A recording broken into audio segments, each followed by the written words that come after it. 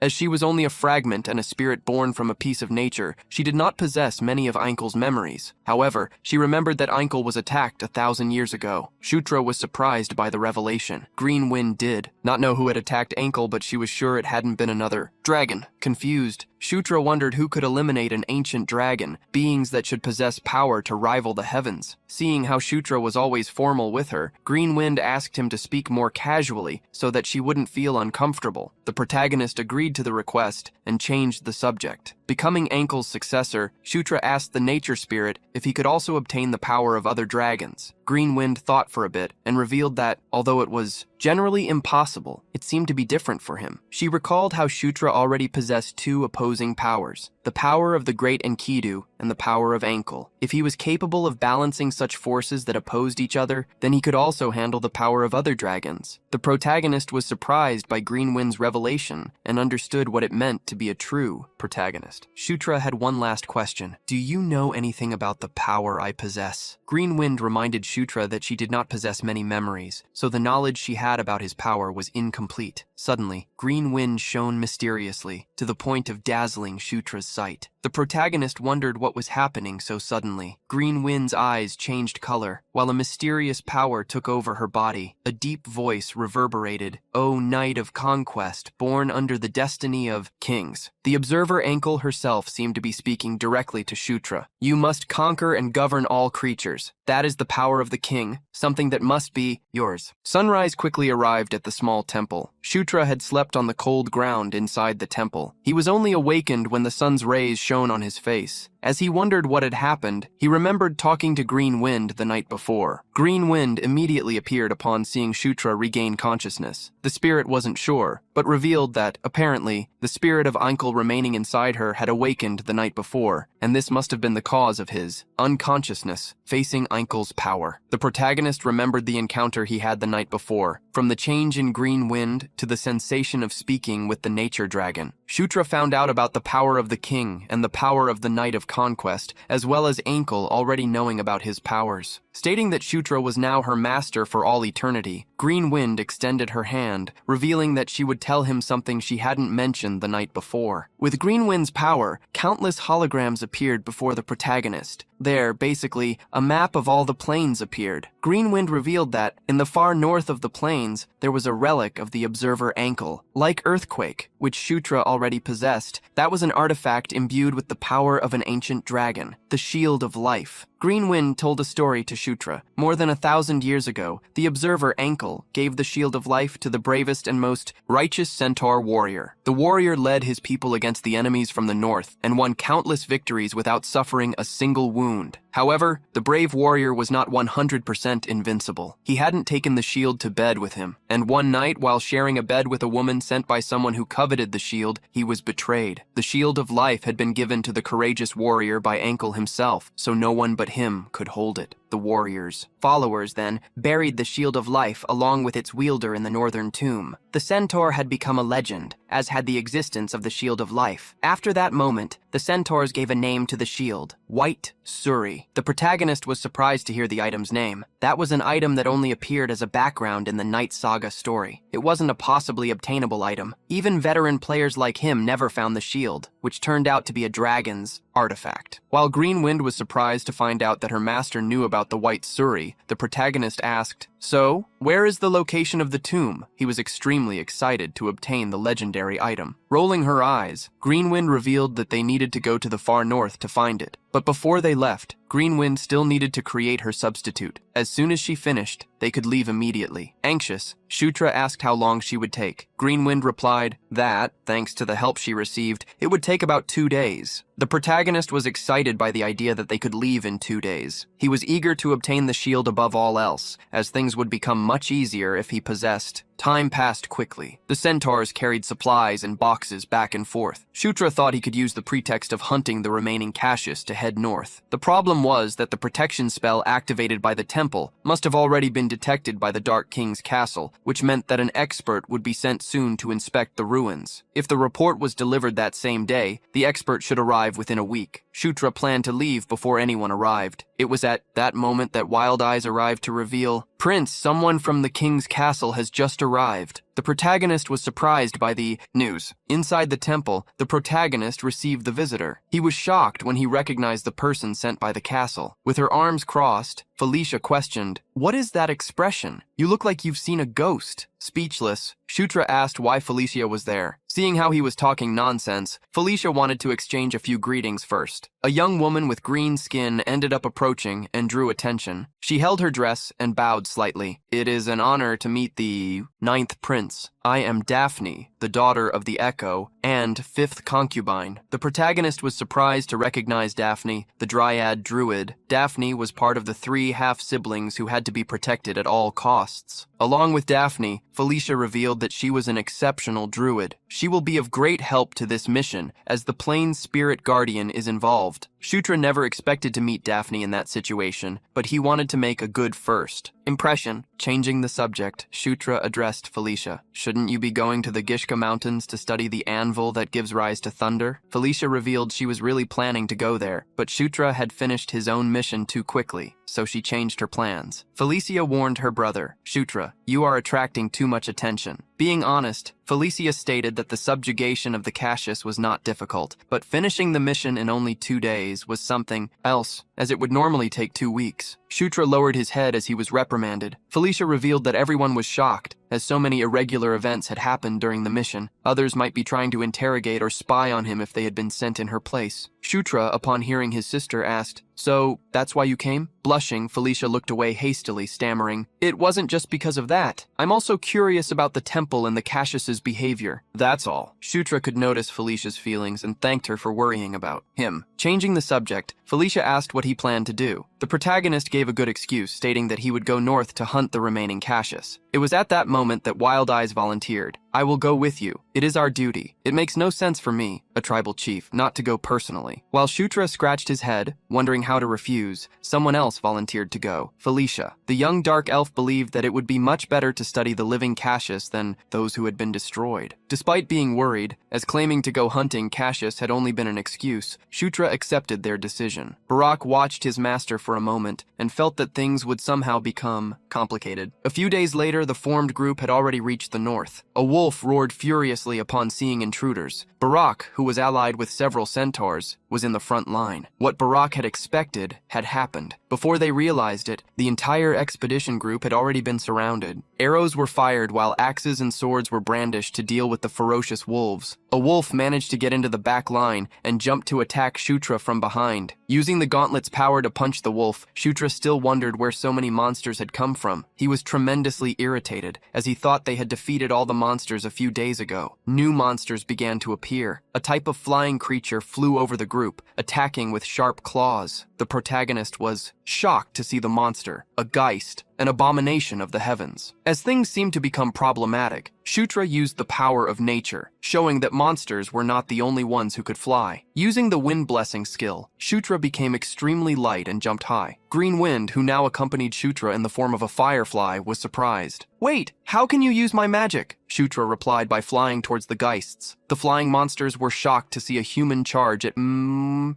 in the skies. Shutra used Explosion Fist to hit a still distracted flying monster. The punch sent the monster flying away, crashing into the trees. Smiling, Shutra provoked, "Stop interfering with my path and disappear." Green Wind seemed incredulous. The purpose of her existence had been corrupted. While the entire battle was happening, Daphne remained still in the middle of the clearing. The druid displayed an extremely frightened look. It was at that moment that a flying aberration appeared behind her, trying to grab her with its rear claws. A firm hand held Daphne by the shoulder at the last second and protected her. Barak used his large body to keep Daphne safe and knocked down the monster using his other hand, brandishing an axe. Felicia extended her hand, creating a necessary magic circle. With the power of the magic released by her, all the flying monsters fell, being buried all at once. When the battle ended, the sun was already close to setting. In that plain, an uncountable multitude of monsters lay on the ground after being killed. Unfortunately, among them were also some centaurs. Felicia looked around, asking Shutra to observe the faint purple aura that seemed to be around the monsters. Now that Felicia mentioned that energy, Shutra managed to perceive its existence. Felicia revealed to her brother that this was caused by a curse. They become stronger because of that aura, but their life force is drained equally. Also, the emotions they feel are clouded, which is why such a thing is called a curse. Felicia summarized everything she had said. This means someone is controlling them. The protagonist was surprised, as he had previously defeated the monster that seemed to be manipulating the entire horde. Barak entered the conversation, drawing the prince's attention. He showed how Daphne had been tense throughout the battle, which meant that this must have been her first time witnessing something so terrible. The protagonist realized it was true. Daphne seemed to have no experience in battles. Daphne was trembling, hugging herself while murmuring, "I can feel the fear of the spirits." The sinister power intensifies as we advance north. Green Wind approached Shutra. "My lord, I also feel a sinister energy coming from the north. There must be an entity that is the source of this aura." Felicia revealed that she believed they would discover more if they went north. Hearing her desire, Wild Eyes asked if they wouldn't like to check the observatory tower in the north. Shutra only planned to retrieve the white suri, but things had become complicated. In the end, he agreed, and so they left before the sun set. When night fell, the group reached a giant tower amidst the trees. As soon as they climbed to the highest point of the tower, they could see. There was a large army of monsters gathered in the forest, about 200 to 300 of them, all around, a massive amount of energy. Felicia frowned, believing that the only being capable of gathering so many monsters must be an undead, and being high-ranking, it could even be a lich. Suddenly, Daphne fell to the ground, sitting down due to the shock. Barak hastily tried to find out what was happening. Daphne reassured him, but Felicia knew what was going on. Daphne had felt the sinister energy at a very short distance and remembered how deeply affected she was, as she was a half-dryad. Felicia didn't believe they had enough strength to fight a lich, so she wanted them to retreat. However, before they had the opportunity to do so, Felicia felt a shock. An extremely disturbing energy was approaching. Felicia's eyes narrowed in surprise. While Shutra was asking who was approaching, a notification appeared for him. A map opened, showing their position in the forest and how countless monsters were beginning to gather around them. Barak quickly called Shutra's attention. He could see something flaming flying towards the tower in the distance. The protagonist gritted his teeth, shocked. He quickly shouted, "It's a trap! We need to get off the tower!" The tower was hit by the fireballs and began to collapse. Barak screamed in panic, as did other centaurs. In the sky, a group of monsters flew surrounded by dark energy.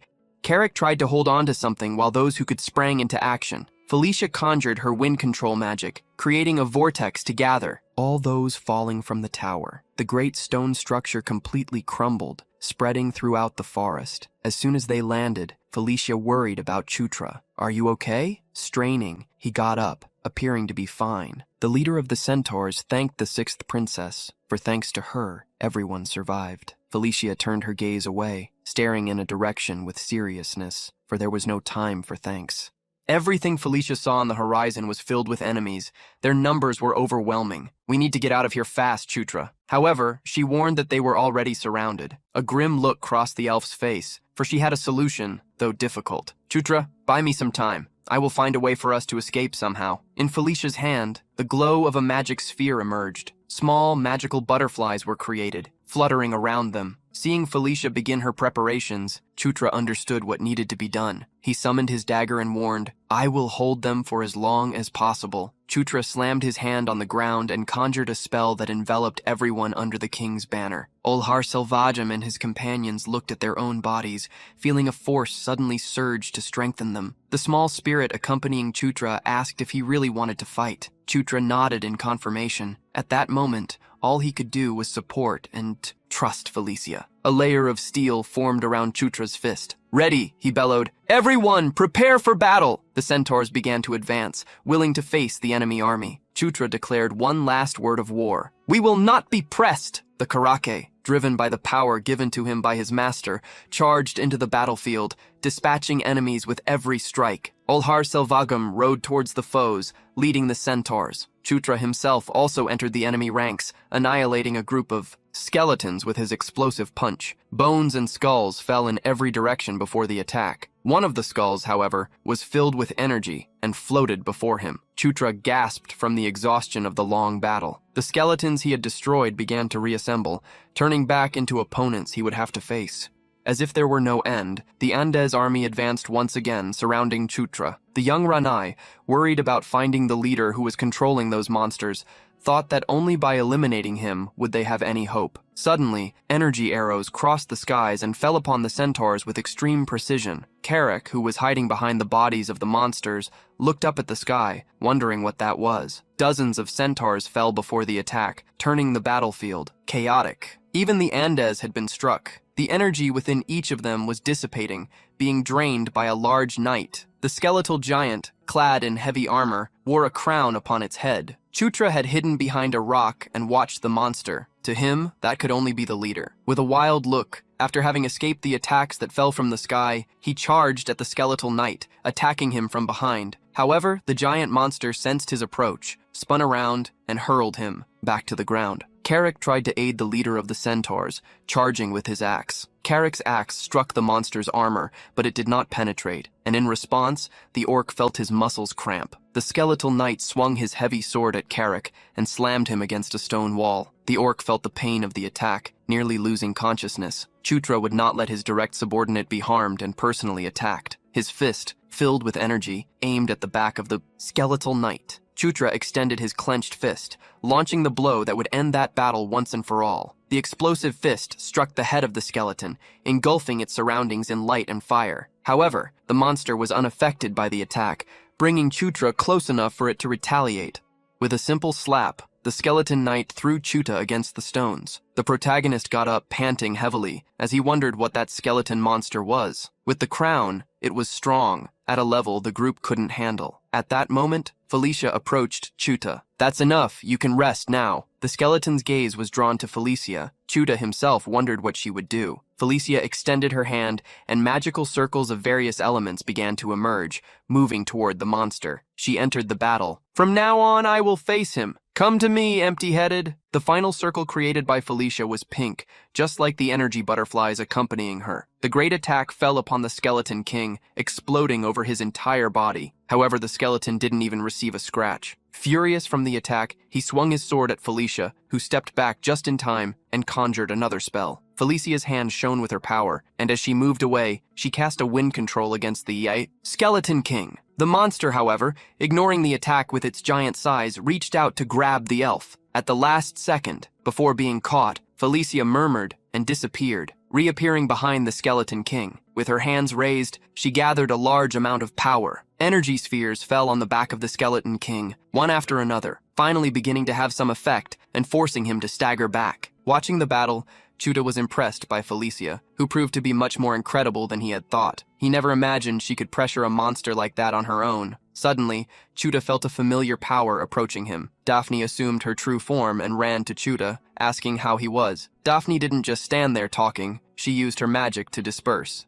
Your energy over the centaurs healing each one of them, the wild gaze felt the healing power overflow within his body. The same happened to the orc Karak, Chutra's helper. Feeling rejuvenated, he became somewhat confused. Chutra celebrated excitedly upon seeing the buff in the area that the Dryad had cast. "You're finally contributing, Daphne!" The notification that a level 1 boost had been activated appeared for Chutra. Around the protagonist, elemental orbs floated. Chutra's body shone brightly and overflowed with power similar to that of Daphne. That power had also become his. The notification of the feat appeared. "You have acquired Spiritual Bloom Level 1. The Spiritual Bloom magic imprinted the power of spirits within the user, enhancing all of their abilities. The power that surged within his body excited him. In Night Saga, normally, only one spirit could reside within someone at a time. However, now, the Spirit of Life and the Spirit of Wind were both with Chutra at the same time. Grinning widely, He thanked the physical power of the protagonist. Fire explosions continued to strike the skeletal king. Felicia was constantly casting her magic, but she was starting to get tired. The skeletal king attacked once more with a powerful energy slash. To dodge, Felicia used the blink magic. She reappeared, retreating far from the attack, cursing the persistent bastard monster. Felicia was preparing to attack again when, without her noticing, the skeletal king had already reached out his hand towards her. Felicia was shocked by the sudden blow. She would be caught if nothing happened. At that moment, Karak roared fervently. The orc attacked with the power he was transmitted,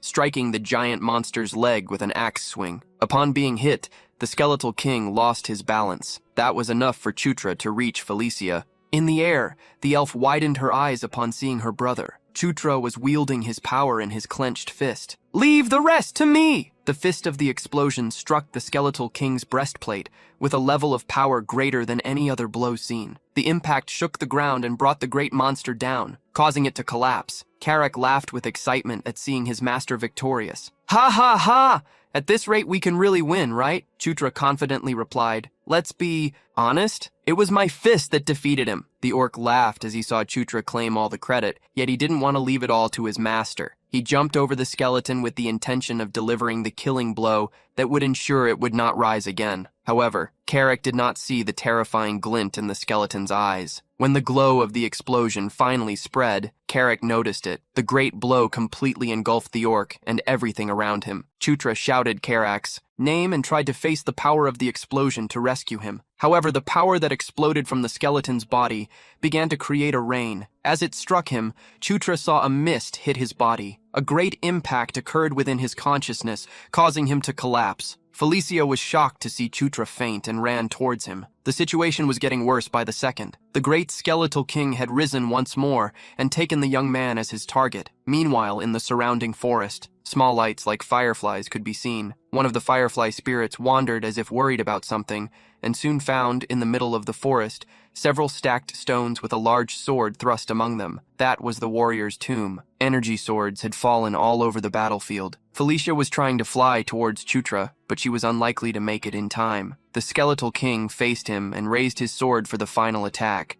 Felicia knew she had to do something, and channeled countless magical circles at the fastest speed she could muster. "Don't you dare look at anyone else when your enemy is me." The magical circles piled up, each one strengthening the other. A blast of explosion from 3 elements shot towards the skeleton king like a cannon. The skeleton king prepared for the attack. Just as it was about to be struck, the monster vanished. Felicia felt a chill down her back. The monster had used the same tactic she had employed before. Sensing the flickering magic energy, Felicia glanced back in alarm. The skeleton showed no mercy and struck her with a heavy attack. Due to her great experience, Felicia reacted in time and created a magical shield around her body, blocking the sword attack. Felicia cursed the damn monster, which proved to be stronger than she had anticipated. The giant skeleton's attack shattered the shield and followed through to hit the ground. As it knocked the elf down, the Skeleton King roared, calling forth his monsters dead to surround her. After all the damage she had suffered, Chutra remained fallen on the ground. A voice then reached his ears, pleading for him. "Rise, master! It is not the time to lie down!" Chutra awoke in a dream world. He encountered the spirit of the green wind hastily urging him. "Quickly! Awaken the power of Ankle!" Chutra was confused by the request, for he did not know how to awaken the dragon's power. The green wind conjured a glow of spiritual energy while creating a magical device and commanded, "Remember, my master, you already know the answer." Lying on the ground, Chutra murmured, "Dragon's blood." In that very instant, a green spiritual energy traveled from the forest towards the battlefield. Felicia, who was surrounded by monsters and engaged in the fight, glimpsed the energy crossing through the skies. The energy struck each of the monsters before her, vanquishing them. He passed by her and traveled towards Chutra. The power did not reach Chutra but fell before him, who weakly struggled to lift his face. Chutra was surprised to see the white Suri shield, noticing the green spirit beside the shield. Chutra asked how she had managed to obtain it. The spirit revealed that since the beginning of the battle, it had been searching for the grave where the white Suri was buried. The green spirit wanted to put aside Chutra's rash actions for acting alone, and boasted about being able to find the white Suri and make it recognize a new master. Before Chutra could thank her, she interrupted him. "I will accept praise later. For now, we need to deal with that creature. The great skeleton had begun to move again, this time raising the large sword, aiming at Chutra, who had gained a new power. The massive sword attack fell near Chutra, throwing him into the air like in an earthquake. Immediately after the first strike, the great skeleton attacked with a spinning blow, sending Chutra flying upward with the wind. As soon as Chutra was before him, the skeleton opened its mouth, gathering a large amount of energy for its explosive breath. The attacks were so fast that Chutra couldn't even respond in time. The energy breath engulfed Chutra, leaving him no route to escape. Felicia screamed desperately for Chutra, who disappeared after the attack from the Skeleton King's mouth. Smoke was released after the attack, and he faced what was before him. Chutra had not been eliminated. On the contrary, the energy around him shone brightly with the white Suri shield raised in front of him. Chutra had absorbed the entire attack. After blocking the strike, Chutra observed the energy of the shield. The green wind explained that a fragment of ankle had transformed his body into a kind of dragon. Now, at this moment, another new power was added to his transformed body. Can you feel it, Master? This is the power of Ainkel's magic, preserved for 5,000 years. Inside the white Suri, Chutra was astonished to observe the power within his body. At the same time, the power of the dragon's hand within Chutra was amplified, overflowing through his body. Chutra felt he was in his prime. The skeleton also sensed that something was different. With a deep voice, Chutra faced the skeleton. Hey, empty head, go ahead. Keep acting like you're powerful because this time I'm going to completely destroy you. Despite speaking arrogantly, Chutra still needed to figure out how the new power worked. Gathering some energy in his hand, he hurled it at a few monsters. Ainkel's energy sliced through the air, clearing the skeletons in its path. Felicia was astonished, trying to comprehend what power Chutra had received. The Skeleton King, seeing his subordinates being eliminated, roared furiously, summoning more and more undead. As the Skeleton King attacked again, Ainkel's shield shone even brighter, blocking the skeleton's energy. The shield opened, creating iron wings and unleashing an even more powerful spiritual energy. The skeleton was taken aback by the sight of the shield, which caused him to divert his gaze and forget about Chutra, who leaped towards him. Chutra struck the king skeleton's face with an explosive punch, enveloping it in flames, emerging from the attack with minor injuries. The Skeleton King unleashed his fury, creating countless fire comets that rained down on Chutra. The explosions happened one after another, yet none hit the protagonist, who zigzagged between the attacks, advancing once again. Chutra approached the skeleton and launched his attack with Ainkel's power against him. The Suri shield hit the skeleton for the first time and continued to fly, striking him from numerous angles. The skeleton roared furiously, unable to keep up with the speed of the shield. While the skeleton was distracted by the shield, Chutra advanced once more. This time, the fist of the explosion carried even more power. Chutra's attack transformed into a giant piston and struck the center of the skeleton's armor. Once again, a large fist mark was pressed against the skeletal king's armor, which for the first time felt the pain of an attack. Chutra pointed 2 fingers at the monster and declared, "This is going to end now!" As Chutra moved his fingers down, a massive, spiritual attack descended upon the skeletal king. The monster's skull vanished, and its energy began to dissipate. At the same time, the entities on the battlefield started to weaken, until one by one they began to explode. Notifications came in, one after another, for Chutra. You defeated the boss Skeletal King Valkaroba. Your level has increased. Emerged victorious from the battle, Chutra mocked, acting so powerful and yet turned out to be nothing so special. With the victory in battle, Chutra received a new title, Kingslayer. Felicia ran to Chutra, updating him that the curse on them had been completely removed. Let's go. While they fought among themselves,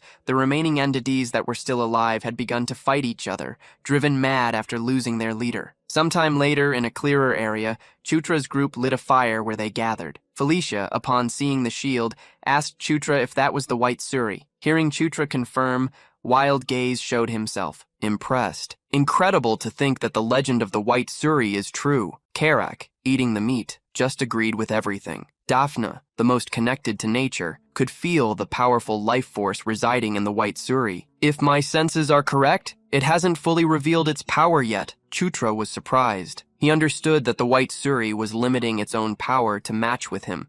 Just like the glove the earthquake had done, he couldn't help but feel excited to see how strong the equipment had become. Felicia acted like a good sister. In any case, this is your Chuta. I won't report you to the Demon King's castle, so take good care of him. This left the Chuta quite grateful. After eating, Wild Gaze headed to Chutra. From today, we recognize the ninth prince as the successor of the great warrior Suri Branco. If you call, we will unite with you whenever necessary. Proud Wild Gaze, leader of the Centaur tribe, pledged his oath to Chuta, who joyfully accepted it. I will be counting on you. With everything going well for him, Chuta almost forgot something important. From the tomb of the great warrior Suri Branco, Chutra found numerous pieces of equipment. Karake benefited the most, acquiring a complete armor set in addition to a new axe. As soon as he opened what he believed to be the last chest, Chutra heard the voice of the green wind. No, it's not over. Yet, you still haven't praised me. Chutra scratched his head, apologizing to the green wind, which startled Karake while she complained, "How can you forget something so important?" Chutra apologized and, unexpectedly, patted the head of the green wind. "You were great. Thanks to you, we were able to win. I truly appreciate that." With her face flushed, the green wind stated that she would forgive him just this once. In exchange, praise me even more. Chuta felt like he was dealing with a little puppy and stroked her head a little more. You did very well, Green Wind. You are the best. With the arrival of dawn, the incident in the northern region came to an end. However, something still troubled Chuta. Was Valkaroba really the cause of the purple evil energy? And yes, why didn't he attack the north? How could he have discovered the secret of the little temple? No question has the answer for Chuta. It would still be necessary to uncover the truth and the true identity of that purple energy. After returning from the northern border, everyone's daily life became quite hectic. It quickly passed that Wild Gaze was preparing to lead the warriors of his tribe and head north. Somehow, it was only now that the mission to exterminate the herd of Cachios was indeed underway. Chutra also headed north with Wild Gaze, and it took them half a month to eradicate the Cachio order. Upon their return, Felicia, who had been watching Chutra the whole time, had something on her mind. Is it just my imagination?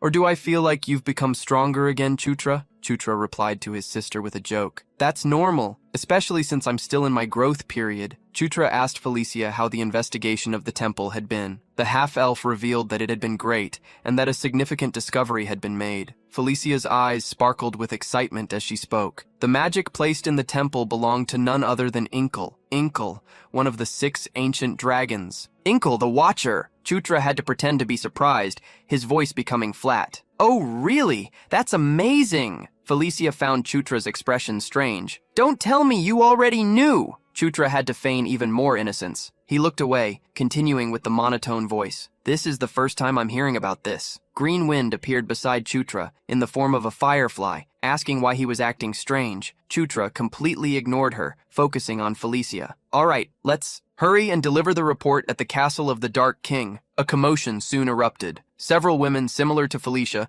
with pointed ears and white hair, excitedly ran over upon seeing her arrival. They all gathered around Felicia, asking how she was, if she had gotten hurt, and everything else about the trip. Karake, accompanying Chutra at the teleportation location, commented to his master how everything looked the same, just like the first time they went to the castle, also accompanying. Chutra Greenwind.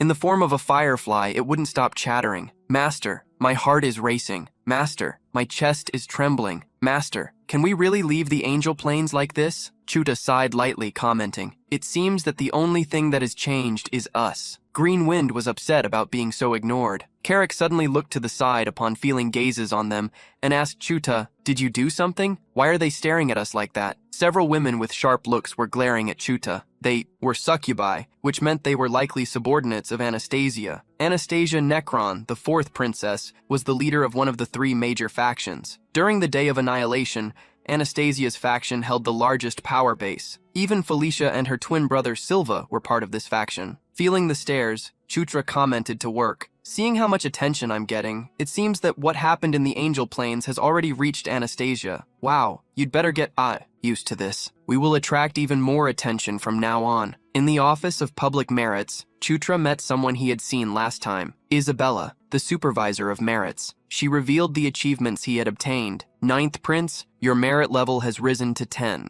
Your monthly support payment has increased from 500 gold to 900 gold, and the number of facilities you could use within the Demon King's castle has been expanded. The supervisor also informed him that he could access the treasure room. Chutra was relieved to finally be able to access the treasures. Feeling confident, he headed toward the vault. I've been waiting quite some time. Let's spend some money. Chutra went to the armory. Upon arriving there, he was told by the supervisor that, since he was at level 10, he could only use the first vault. Igor, a being with a red body and horns on his forehead that curved upward.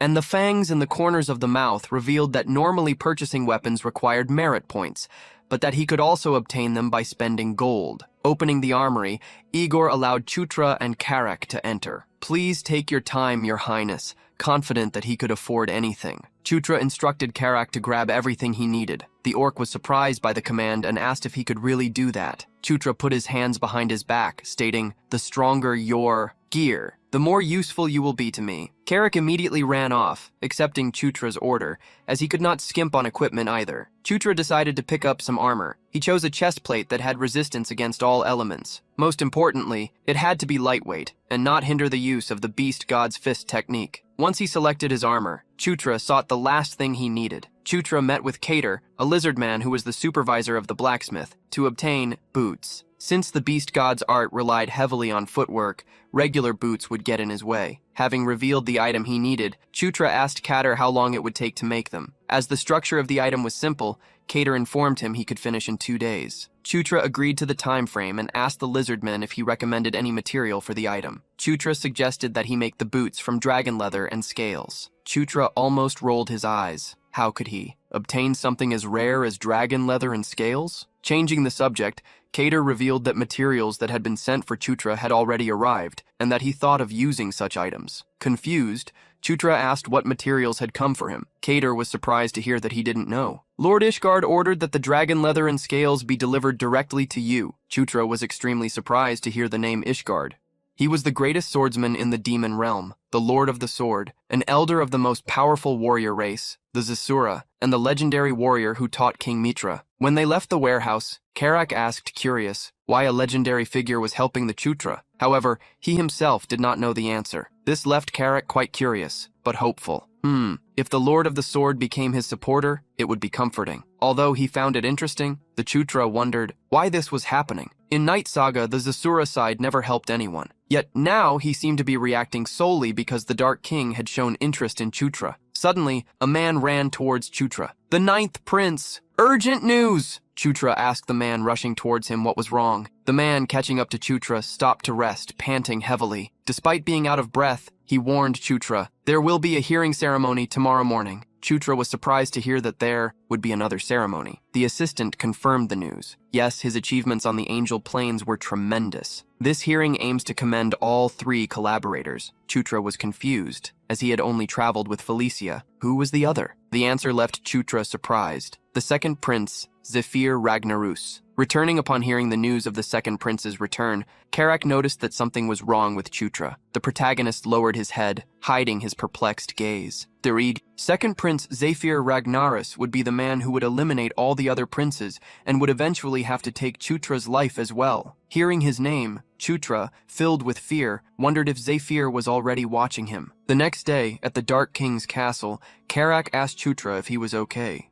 While they awaited the audience, Chutra expressed his concern for Zephyr, who had not seemed well since the previous day. Chutra sighed, trembling anxiously. He already knew the day would come when he would meet Zephyr, but he never imagined he would be in such a state in the waiting room. Karak asked the assistant if another prince was still to arrive. The assistant revealed that the second prince would enter directly, without passing through the waiting rooms. The third person who would be in the audience arrived. Felicia remarked upon hearing the conversation. "Well, Zephyr is special in many ways." With her arms crossed and wearing a black dress that revealed her legs, Felicia praised her younger brother, but Chutra replied, "The merits you have earned are not small either." Chutra was moved by Felicia's encouraging words. "Don't let anything get you down. Let's show everyone our best in the king's hall." The beginning of the ceremony was announced. Mitra was on his high throne, awaiting the arrival of the princes. Chutra and Felicia arrived together and walked down the red carpet towards the king. When Felicia Dumbblade and Chutra Ignas arrived, their names were announced. Chutra managed to compose himself, affirming internally, "All right, if I get nervous now, how will I handle what is to come?" In one of the boxes of the royal hall, some people were watching Chutra. There was a man in a suit, and sitting in front of him, a striking woman, Anastasia Nekrion. Chutra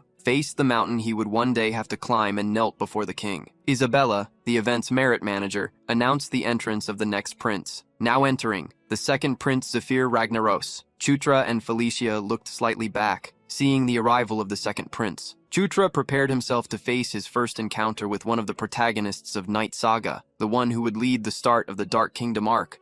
The second prince, Zephyr Ragnaros, with the arrival of the second princess, Isabella, took a document to review the accomplishments of the princes and the princess. As expected, Zephyr's achievements were impressive. His accomplishments alone were enough to warrant a public ceremony. Next, Felicia and Chutra had their achievements announced, and the issue regarding the northern border caught everyone's attention. But the highlight of the day was not the accomplishments, but rather the words of the king. King Mitra addressed the ninth prince, Chutra, directly. "I will give you your mission." Felicia's eyes widened, while Anastasia in the balcony furrowed hers. Second Prince Zephyr didn't even lift his head to reveal his gaze, hidden in the shadows. This was an unprecedented situation. Up until that moment, the Dark King had never personally assigned a mission during the audience ceremony. The surprise was so great that Chutra felt the need to express it. "Forgive me, Chutra." Sometime later, he reviewed the king's words. "Your mission is to explore the Thunder Fortress of the Dwarven Kingdom. During the development of mining, a path leading to the Thunder Fortress was discovered. Protect the passage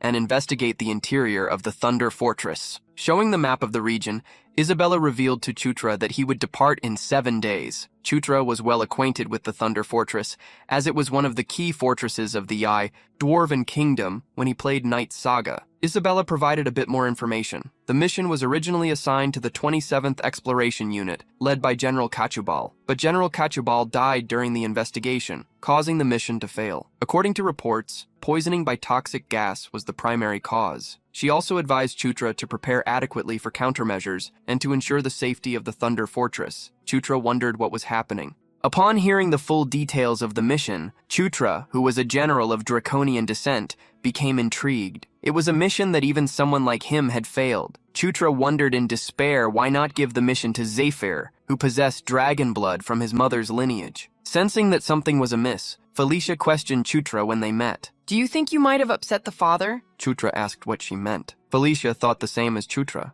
Zephyr was the one who would normally be responsible for taking on such a mission. Carrick agreed with them. That was a mission that even the general failed. That means it will be incredibly difficult. No matter how much Felicia tried to think, this mission seemed too hard for Chutra. You think so too, don't you, Chutra? Before Chutra could respond, Felicia continued. All right, I'll go with you then. Winding her hair shyly around her finger, Felicia invited herself on the mission. Let's go together, Chutra. In addition to acting shyly, Felicia pretended to be a difficult person, averting her gaze although she was blushing. I'm a bit busy, but since you want, I have no choice but to go with you. Carrick, oblivious to the princess's intentions, commented, But didn't the prince ask you to go with him? This left Felicia quite irritated with Carrick for not helping her. Shut up, orc! To Felicia's delight, Chutra accepted her help. Let's go together. Thank you, Felicia. At that moment, a second person also stepped forward, wanting to accompany Chutra. If it's not rude of me to suggest this, I would also like to join you on this mission. A young man with short hair introduced himself, smiling as he asked the ninth prince to accept him. Felicia was surprised by the arrival of Katarov. Chutra apologized to Katarov, informing him that the team for the mission had already been decided. Katarov scratched his head, accepting. With nothing to be done, he apologized and noted that he would be leaving. Felicia was confused by Chutra's decision.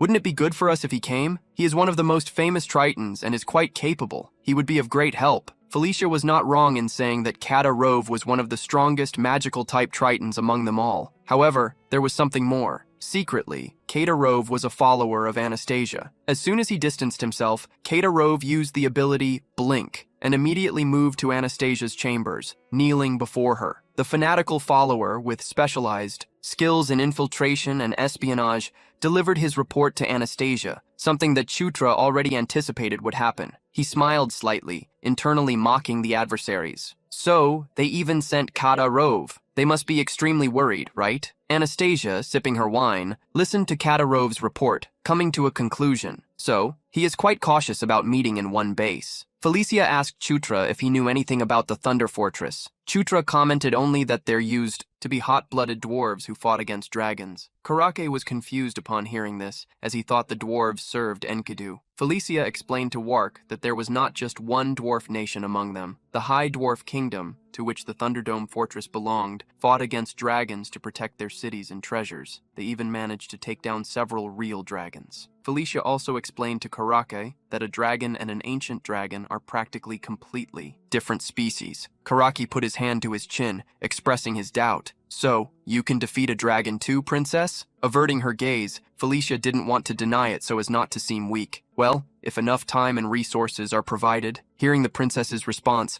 Karake uncovered her. So, you cannot be underestimated. Felicia grew furious. What do you think dragons are? Just common monsters? Even that dwarf kingdom was destroyed in the war against the dragons.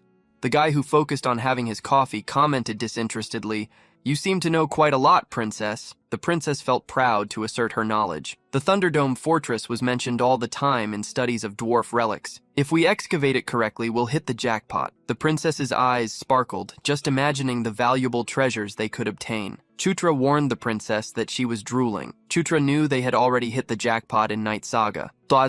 Thunder Fortress was one of the famous dungeons. Honey Pot, because battles with dragons had caused parts of the fortress to collapse, revealing treasures and high-quality weapons that were still buried. The most important thing was that the fortress contained something Chutra desperately needed at that moment. A specialized weapon for fighting dragons, a fatal anti-dragon weapon for those with draconic lineage, the Dragon Slayer sword, to fight against Zephyr, who possessed dragon blood. This was an item he needed to obtain. Chutra was excited about the item and would soon seek to acquire it. Upon reaching a mountain with a large passage, Chutra revealed his new dragon-scale boots. The item had fire resistance and fire absorption, both at level 3. They also provided 5 strength points, 10% agility, and 5% damage. With the kicking techniques, the boots, and the light armor, Chutra proved ready for the dungeon exploration. Chutra was accompanied by several people: Felicia, Karaki, Karma, and 2 more participants wearing a mask, just like the rest of the group. Chutra led, "Let's go. Let's start moving inside the cave we entered." The entire path was slightly illuminated. Everyone followed the exploration leader, passing through the mine areas. The deeper they went, the more Karake felt the mist becoming dense.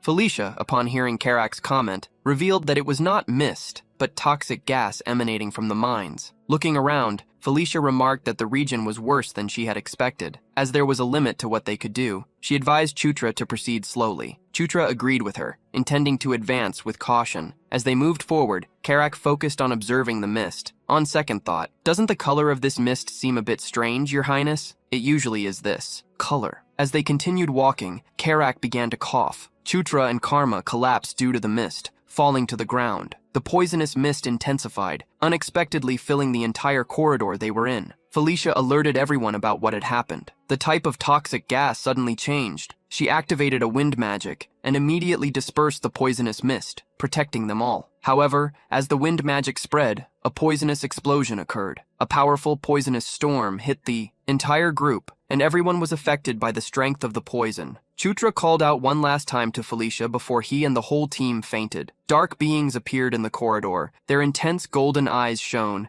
as did their sharp fangs. The spiked feet made the ground tremble with every step. The large humanoid monsters completely surrounded the already unconscious group. One of the monsters, resembling an orc, roared furiously. Chutra, maintaining his consciousness, lifted his head to face the monsters with his red eyes. "So it was you who eliminated General Cachubal?" The monsters were surprised to see someone awake. The Suri Bronco shield emerged behind them. The shield proved sharp as it opened its iron wings and, with a single strike, eliminated one of the monsters. The Suri Bronco shield continued to fly, eliminating each of the monsters, the green wind controlling the shield. He approached Chutra. The act of pretending to have passed out was very convincing. Chutra ordered her to shut up and got up. More monsters had appeared. However, the flying shield continued to attack. When the shield eliminated each of the monsters, it returned to Chutra, stopping when equipped on his arm. Chutra looked around and found the passage through which the monsters had come out. Through there, a potent poison continued to be released. Chutra removed his mask, feeling safe after, almost putting himself in danger. However, thanks to the ability that granted him immunity to all poisons, he had remained safe. Just when Chutra thought he was secure,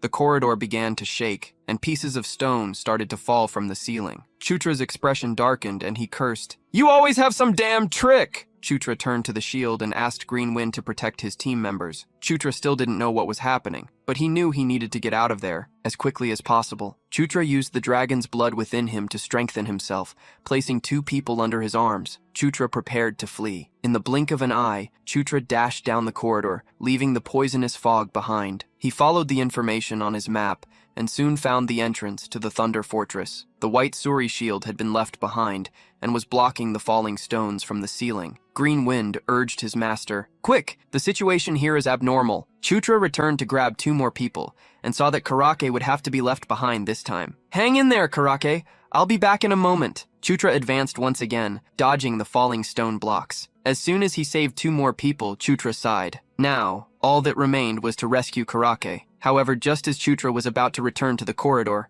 a great explosion occurred.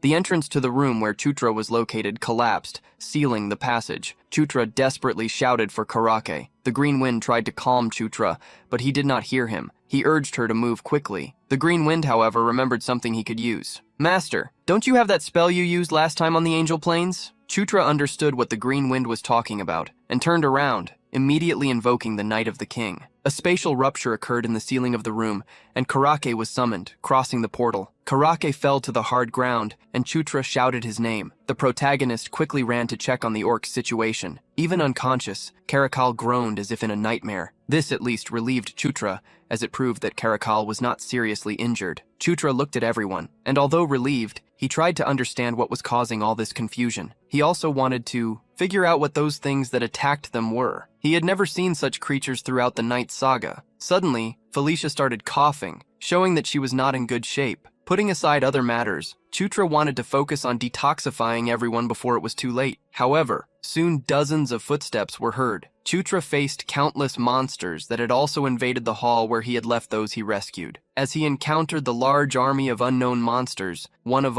them leaped towards Chutra from behind. Chutra simply extended his hand back, using the Fist of Explosion, and obliterated the monster. When the first monster fell, all the others hesitated to advance. Already busy, the appearance of the monsters made Chutra even more irritated than he already was. The monsters roared against the protagonist, filled with hatred for their fallen comrade. Chutra, however, would give them no rest. "Shut your damn..." threw them all away with the shockwave. The white Suri shield also moved. Its side blades were sharp enough that a simple cut would eliminate each of the monsters. As it cleared the surroundings of Chuta, the shield continued by his side, providing him support. With a clenched fist, Chuta roared with great fury, eliminating the rest of the monsters. Soon, a spiritual energy from nature was released. Felicia slowly opened her eyes, feeling the power fall upon her. Chutra extended his hands over Felicia, healing her. "Are you okay, Felicia?" Hearing her brother's voice, Felicia asked what had happened. Chutra smiled calmly, telling her not to worry. Nothing had happened. After they finished detoxifying,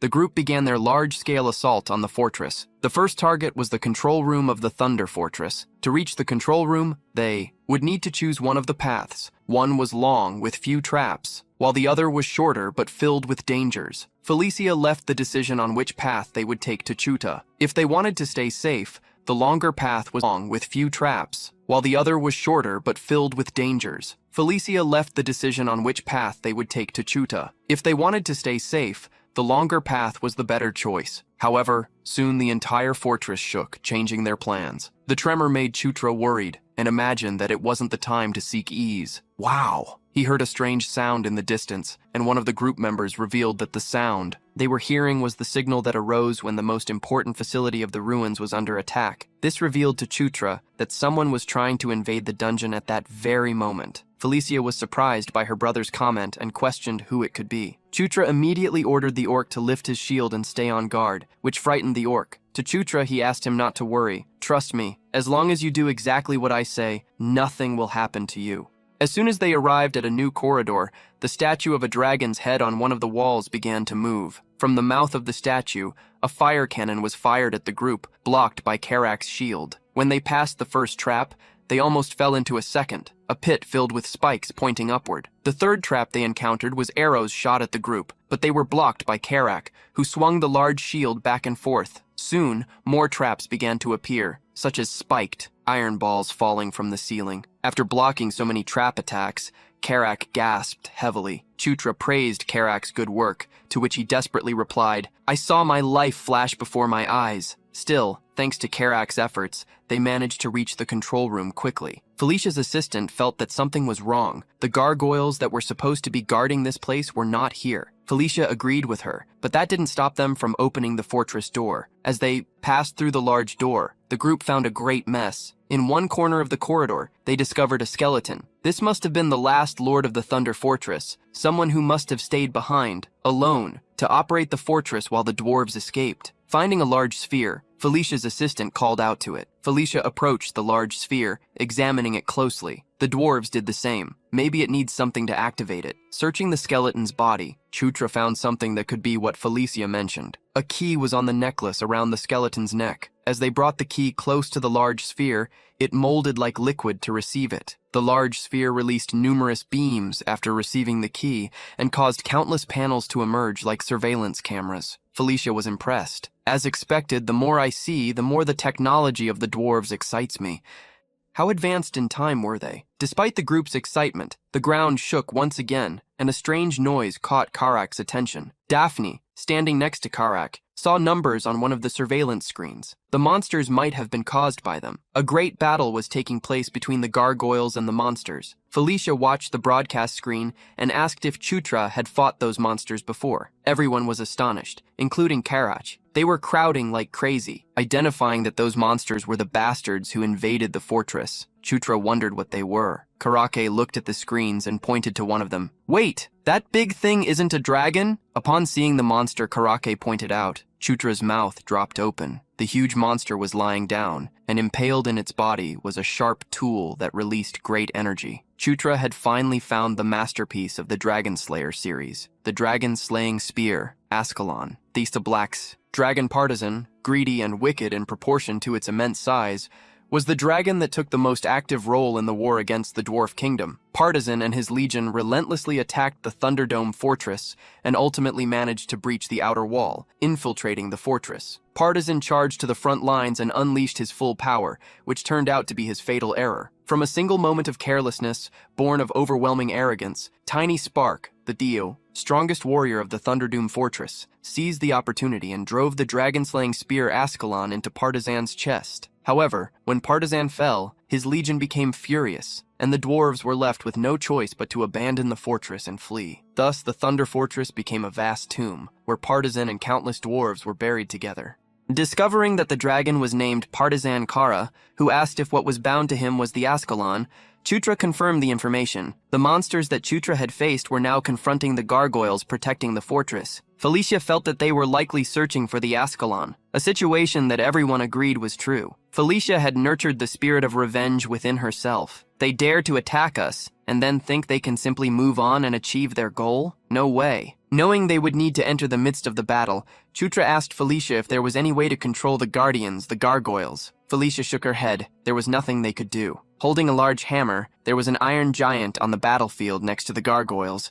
He was the one controlling them at that moment. The monsters were thrown against the wall, breaking it down and revealing the room where Chutra and the others were. Felicia managed to see that, shortly before, the lord of the fortress perished. He transferred all authority to that dwarf golem, probably for being the highest-ranking guardian. Felicia suggested they wait and see. They had gone to the fortress to obtain the Ascalon, but the situation did not look good. Chutra, however, refused to follow her plan. "No, this is actually our best chance." Felicia was surprised and heard from Chutra that there were too many variables and uncertainties to just stand still. Chutra left them behind, going alone to the room where the battle was taking place. He guided himself using the mini-map, avoiding the monsters as he headed toward the room where the spear was located. With a satisfied smile on his face, Chutra was confident that as long as he rescued the spear, the Ascalon could benefit, no matter how the battle ended. There were a few options. If the Dungeon Guardian won, they would not have to fight, only deal with the remaining monsters. But if the evil monsters triumphed, they could find themselves in a predicament. They would have to fight or give up while Chutra kept advancing. Finally, he found the dragon Partisan. He boasted about having the minimap and ended up getting distracted by the danger. The giant dwarf's golem raised its lightning hammer, targeting Chutra. The massive hammer fell beside the protagonist, sending him airborne. The giant golem began to chase him, hammering the ground behind him. Desperate, Chutra tried to stop him with words. "Wait a moment. I don't want to fight you right now." However, the golem continued to attack. A glow of light emerged from behind the giant golem's helmet, but he seemed confused as his target had disappeared. A green flash tore through the air next to the golem. Fire sped past him at high velocity. Using the white shield as a flying platform, Chutra escaped, thanking the wind. In green, Chutra managed to approach the dragon's body, where the spear lay. He stepped forward, standing before the dragon slayer spear, Ascalon. Chutra grabbed the spear with both hands. "All right then, thank you for the spear." However, as soon as he tried to pull it from the dragon's body, he realized it was stuck. He tried to apply even more force, but even with his body shaking, he could not remove it. Chutra cursed in rage. "Why is this so heavy? In that case, I will put all my remaining points into strength." Chutra's strength stat was boosted by the point distribution. He roared fiercely, pulling the spear with even more force. Chutra's actions attracted the attention of the giant golem,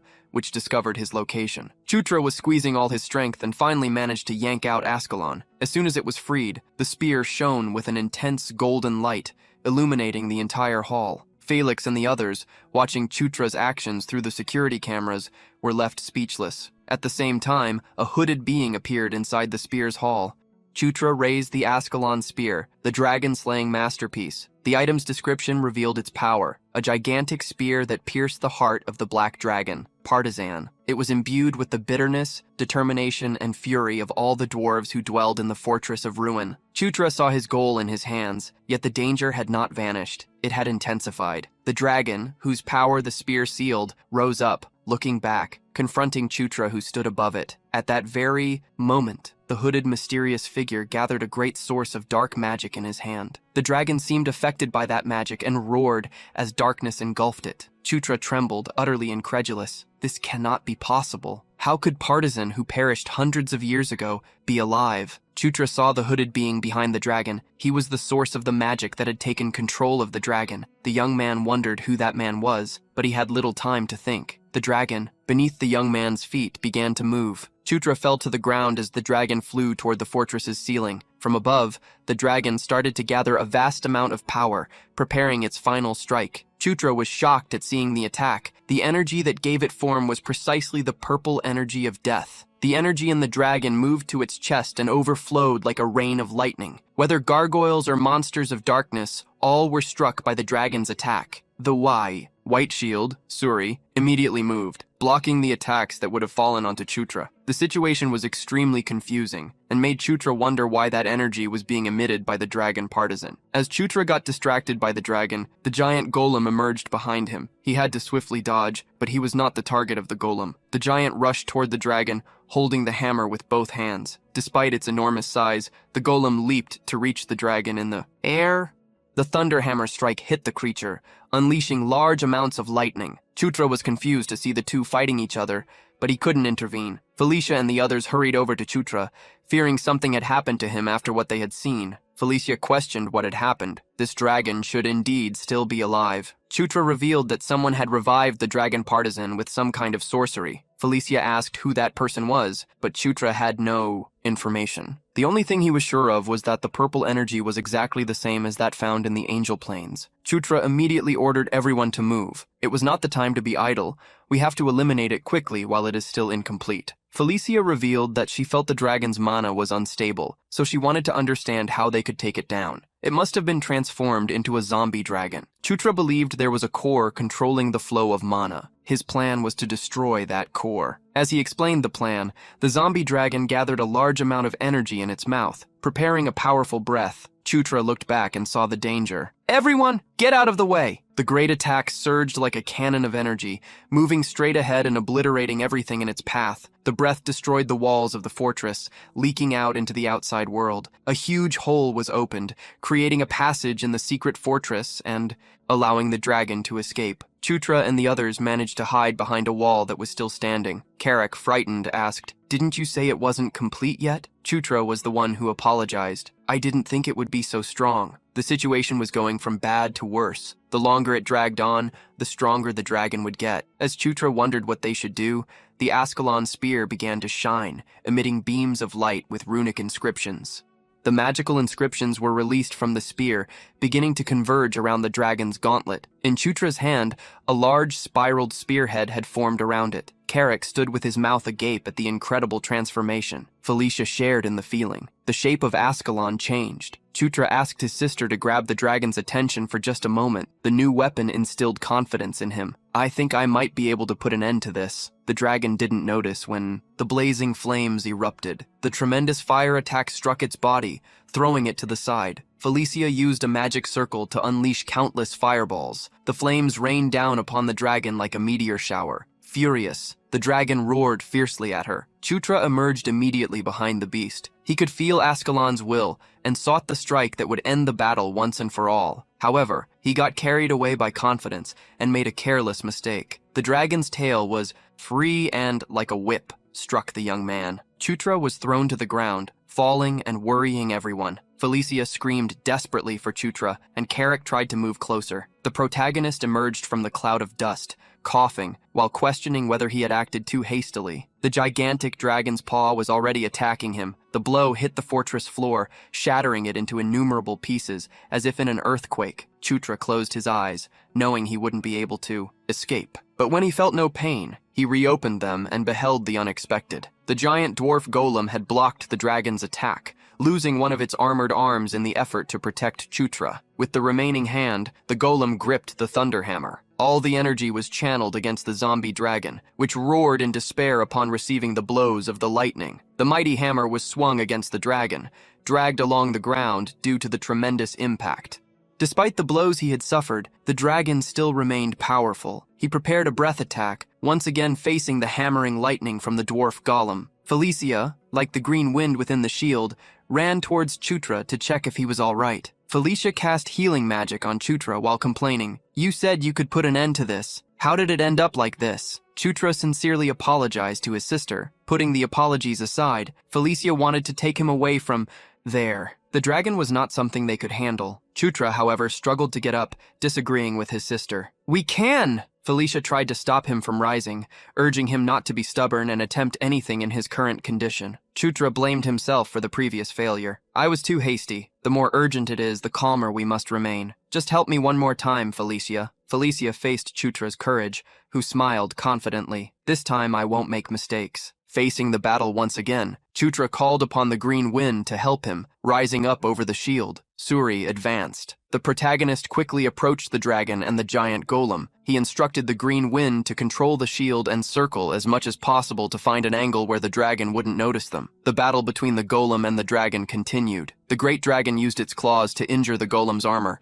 causing it to lose more and more parts of its iron body. The zombie dragon gathered a vast amount of energy once more for another breath attack. The attack destructively obliterated everything in front of it. Then someone had joined the battle. Flames erupted again from Felicia's magic. "Burn them!" Explosive bursts of fire magic were directed at the dragon, enveloping it in embers. The dragon frowned, sensing that something was wrong. The white Suri shield moved swiftly, hitting the dragon from numerous angles as he circled around it. The dragon grew even more irritated with the fly buzzing around. He made the Suri shield his target, once again gathering energy for his breath attack. The Suri shield completely grabbed the dragon's attention, which failed to notice that Chutra had hidden and was now charging towards the dragon. With dragon blood coursing through his body, he harnessed that powerful energy to launch an attack against the creature. He didn't let himself be carried away by haste. On the contrary, he focused entirely on the target, channeling his energy into the Ascalon spear in his arm. Just as the tiny spark had done long ago, Chutra sought that one single strike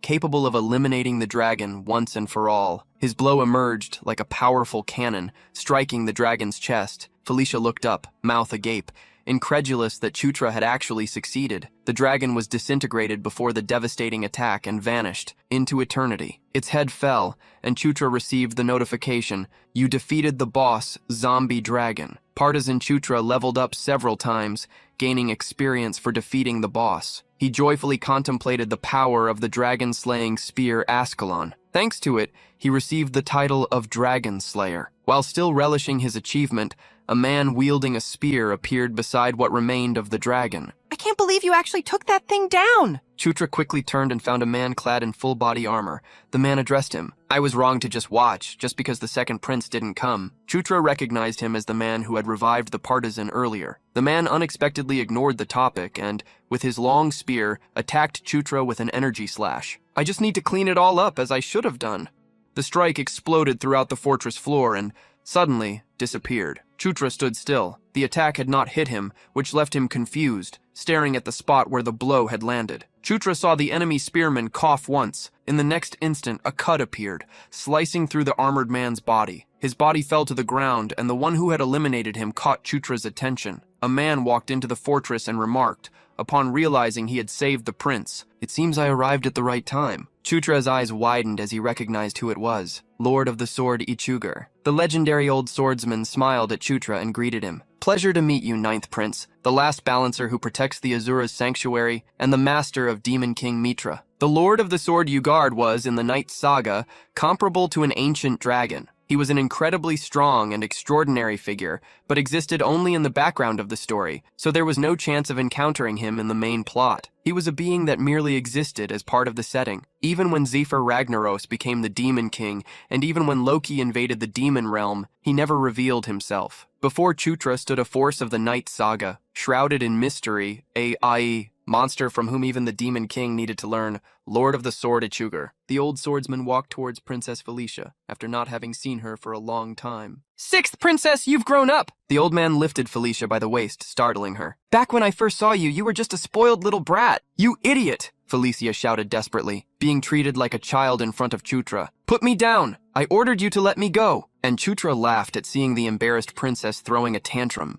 "I think she's still a child." After all, when placed on the floor, Felicia tried to hide, completely embarrassed, and Sugar turned to Chutra, asking if he liked the gift. Remembering the dragon's items, Chutra thanked her. "Thanks to that, I was able to obtain good equipment." While talking, he didn't notice the remaining monsters that had emerged and were watching him. Hearing a strange sound, he turned around and faced the attack. The closest monster exploded, and one by one, the monsters began to explode, engulfing the whole room in coordinated attacks. Carrick became worried at seeing so many explosions. Chutra had no idea why this was happening, but he knew they needed to get out of there. The man who should have been eliminated, therefore, Guard was still alive despite having been hit. His eyes shone in a deep blue. The knight's body caused massive explosions that completely swallowed the fortress, and countless debris was hurled around, including the body of the dragon. Sugar stayed there and used his magic to protect everyone. He looked at the group around his shield and asked if they were okay. Chutra was the first to thank Sugar for his protection. Confused, Felicia asked what that sudden explosion was, and what exactly the bastards they faced wanted. Chutra remembered what the man had said. He seemed to be waiting for the second prince to appear. He found the words strange and tried to connect them to what had happened. If Ascalon was not that man's objective, then what could it be? Suddenly, Chutra thought of something and called for his sister, answering her question. Perhaps their target was the second prince. Felicia was confused by the sudden conclusion. Chutra revealed what the Lancer had mentioned about the second prince not having gone to the fortress, and urged her to think about how strange it was that those monsters had only appeared at that moment, among so many others that could have. It had been half a month already. Since General Kachubal failed in his mission, it meant that the monsters were waiting. Felicia's eyes widened as she understood what Chutra meant. The monsters that invaded the fortress had eliminated General Kachubal precisely to lure in the second prince. Felicia agreed that Zephyr was always chosen for this kind of mission, so he should have been selected this time as well. The theory was quite plausible, yet Felicia wanted to know who was targeting Zephyr. Whoever it was, Chutra considered him extremely meticulous. They had even self-destructed to prevent any information from leaking. Hearing the young one's theory, Ishugard commented, "You are telling a very interesting story." Felicia was irritated that they were not being taken seriously. Putting the matter aside, she asked Lord Ishugard what he was doing there. Ishugard revealed that, since the king was deeply interested in the ninth prince, he too had become curious to observe him. Chutra was confused to hear that this was the reason for Ishugard's presence. "Pardon me, watch me." Ishugard explained that King Mitra never acted without reason. If he did something unexpected during the audience ceremony, then there was a reason behind it. Now, looking directly at Chutra, Ishugard seemed capable of discerning what King Mitra was thinking. Chutra felt the atmosphere change abruptly as he was confronted by the Sword Lord. Ishugard extended his hand and made an invitation. "Ninth Prince, would you like to learn with me?" Felicia was shocked to hear the invitation, knowing what it meant. As Chutra seemed not to understand his intentions, Ishugard clarified that he was not saying for him to become his formal student, as he did not even consider himself in a position to take on disciples. Getting to the point, he asked if Chutra had not already learned the art of the beast god's fist. Felicia was confused and stared at Chutra, questioning when he had learned that advanced technique. A drop of sweat trickled down Chutra's face. Wondering how this guard could know that, Bugguard frowned while observing the boy's body. On his body, there are various types of energy mixed together. Besides the beast god's fist art, I can't see exactly each one of them, but these many powers don't repel each other. Instead, they embrace to the point that the expression mutual coexistence fits perfectly. In any case, Ichigo had focused his interest on Chutra and wanted to impart some teachings to him. That was something unprecedented. Besides the Demon King Mitra, the Lord of the Sword had never been the first to offer his teachings. There was no reason to refuse. Chutra bowed slightly, accepting. Yes, I request your guidance. The Lord of the Sword placed his hand on Chutra and made a golden light appear over him. Chutra closed his eyes, feeling the aura of the Lord of the Sword. This time, it was different from when he had learned the beast god's fist art from Caitlin. The aura of the Lord of the Sword transmitted the sensation of filling every corner of Chutra's body. Various notifications began to emerge for Chutra. The Asura cultivation technique, God of Wind, the Great Mountain technique, and the Thunder technique were learned by Chutra. Bugguard smiled as he transmitted the techniques. Incredible! The speed at which you are acquiring techniques is faster than I expected. Unexpectedly, two energies left Chutra's body and enveloped him like a whirlwind. Worried, Felicia shouted for her brother, and Sugar was incredulous as he recognized what was happening. This can't be real. Is something like this really possible? The energies swirled around each other. New notifications began to appear. The Azura cultivation technique and the beast god's fist art were working in harmony. The protagonist's physical level increased, and his immunity level to 100 poisons increased.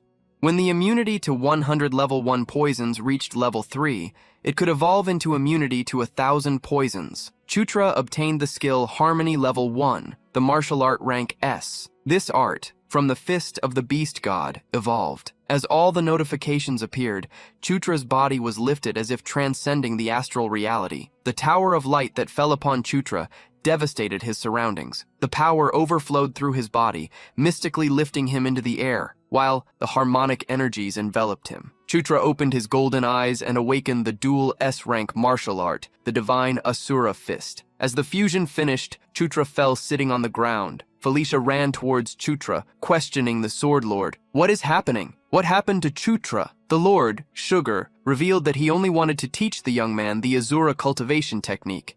But the boy himself had fused with the art of the fist of the beast god. Felicia was shocked to hear this, and even more so to discover that Chutra had unconsciously fused the abilities. Originally, the only dual S-rank martial art appearing in Night Saga is the martial art of the hero Lock, the hero's sword art. But now the art of the beast god fist evolved into the divine Asura fist strike, reaching the same dual S rank as the hero's sword art. Sugar crossed his arms and acknowledged, "You are a more impressive figure than I imagined." The Sword Lord did not ask for an explanation. He also stated that he would not investigate, as the only thing that interested him was Chutra himself. The Sword Lord asked if Chutra had named the technique. Suspicious, Chutra stood up, declaring, "This is the divine Asura fist strike." Although the name was simple, Sugar recognized it as a good name. As for what had just happened, he stated that he would keep it a secret and recommended that Chutra do the same. "You have already drawn too much attention."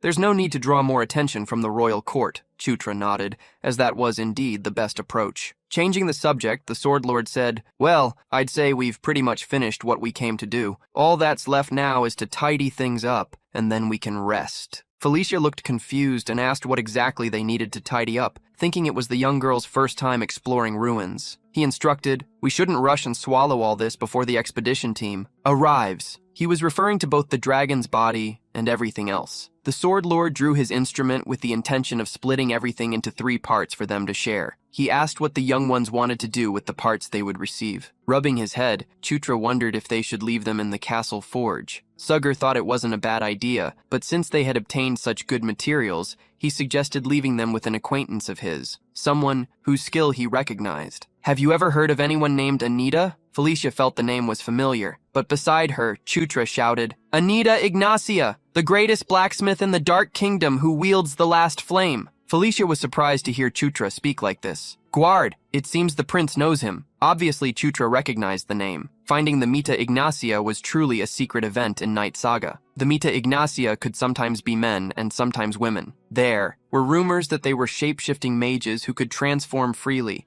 and also rumors that the Mita was not an individual, but a name shared by a clan or group. To find the Mita was literally to have a stroke of luck. Even he had only managed to meet her 3 times out of 10 complete conclusions. As Chutra thought this, Guard felt relieved not to have to explain, merely warning that he would tell Chutra later where the Mita Ignazia was. Chutra was left in awe, for he did not expect that he could meet them in person, and Sugar revealed that the Mita Ignazia changed location frequently. So, as soon as Chutra was ready, he should meet them immediately, despite the fact that the Mita Ignazia were a reclusive people who did not like to meet with others. Sugar assured that if Chutra mentioned his name, they would meet him at least once. Chutra greatly thanked the Lord of the Sword. Not only had he obtained a double S-rank martial art, but he also discovered the whereabouts of Anita. Chutra managed to achieve something incredible in a very short time. After they rested, Chutra and the others went to the treasure depot, and the next place they headed to was the archive. Felicia insisted that they had to stop there. As they descended the spiral staircase, Chutra complained about the amount of dust on the way. However, his sister teased him, "Don't tell me that a little dirt will stop your curiosity." When they reached the bottom of the staircase, they entered a chamber with countless writings. Felicia's eyes sparkled as she picked up the historical records and showed them to Delia, her assistant. Delia carried numerous files while Felicia read a book. "One must acknowledge how meticulous the dwarves are," Chutra observed his sister having the time of her life. Looking around, Chutra wondered how old that archive room was. There were countless records preserved on stone tablets all around. As he walked through the room, Chutra saw a book on the floor and bent down to pick it up. On the stone tablet, Chutra saw a familiar image. On one side, there were dragons. On the other, people. On the dragon's side were Inkwell and Enkidu, along with the others of the 6 ancient dragons. On the opposite side,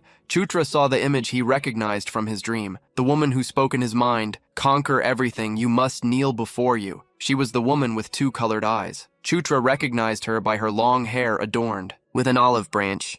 He wondered why that woman was there. Chutra believed that the image must have been painted over 1,000 years ago. There were 4 people and 6 ancient dragons in it. What kind of connections could they have when gathered in one place? Green Wind appeared upside down in front of Chutra. "Why are you so serious, master?" Chutra was startled by Adriani. "What? Where did you come from?" Green Wind followed in one direction, calling for Chutra. "I think I found something worth seeing." Surprised, Chutra followed her until he found a stone table. Green Wind excitedly showed Chutra what was there, a large book with the entire record of the Elder Dragons. The Elder Dragons each had a nickname that matched their personality and characteristics. Enkidu, who possessed the power of destruction, was a tyrant. Inkwell, who was benevolent to all, was a kind mother. Qualian, wise and attentive, was a cautious sage, and Pharaoh's, intense, was a warrior. However, contrary to his fierce characteristic, he was closer to ice than to fire. He possessed a freezing flame. He was a silent warrior who did not draw his sword easily, but when he did, his ferocity would reduce the world to ashes. Chutra noticed that most of the records were about Kaltan, things like legends about him or the location of his lair. Something caught Chutra's attention. There was a drawing of a lake with a red mark. It seemed to be the Lake of the Sun. Chutra never imagined that an elder dragon with the fire attribute could be under a lake. Chutra managed to understand why the veterans had never been able to find clues about Cowtame. Suddenly, he thought of something. Wasn't it near Anita's residence, which the Lord of the Sword told us about? He said they would surely be close to the spider forest. The region was also near the region of the lycanthropics, a place where Chutra had already intended to go to visit Caitlin and Chris.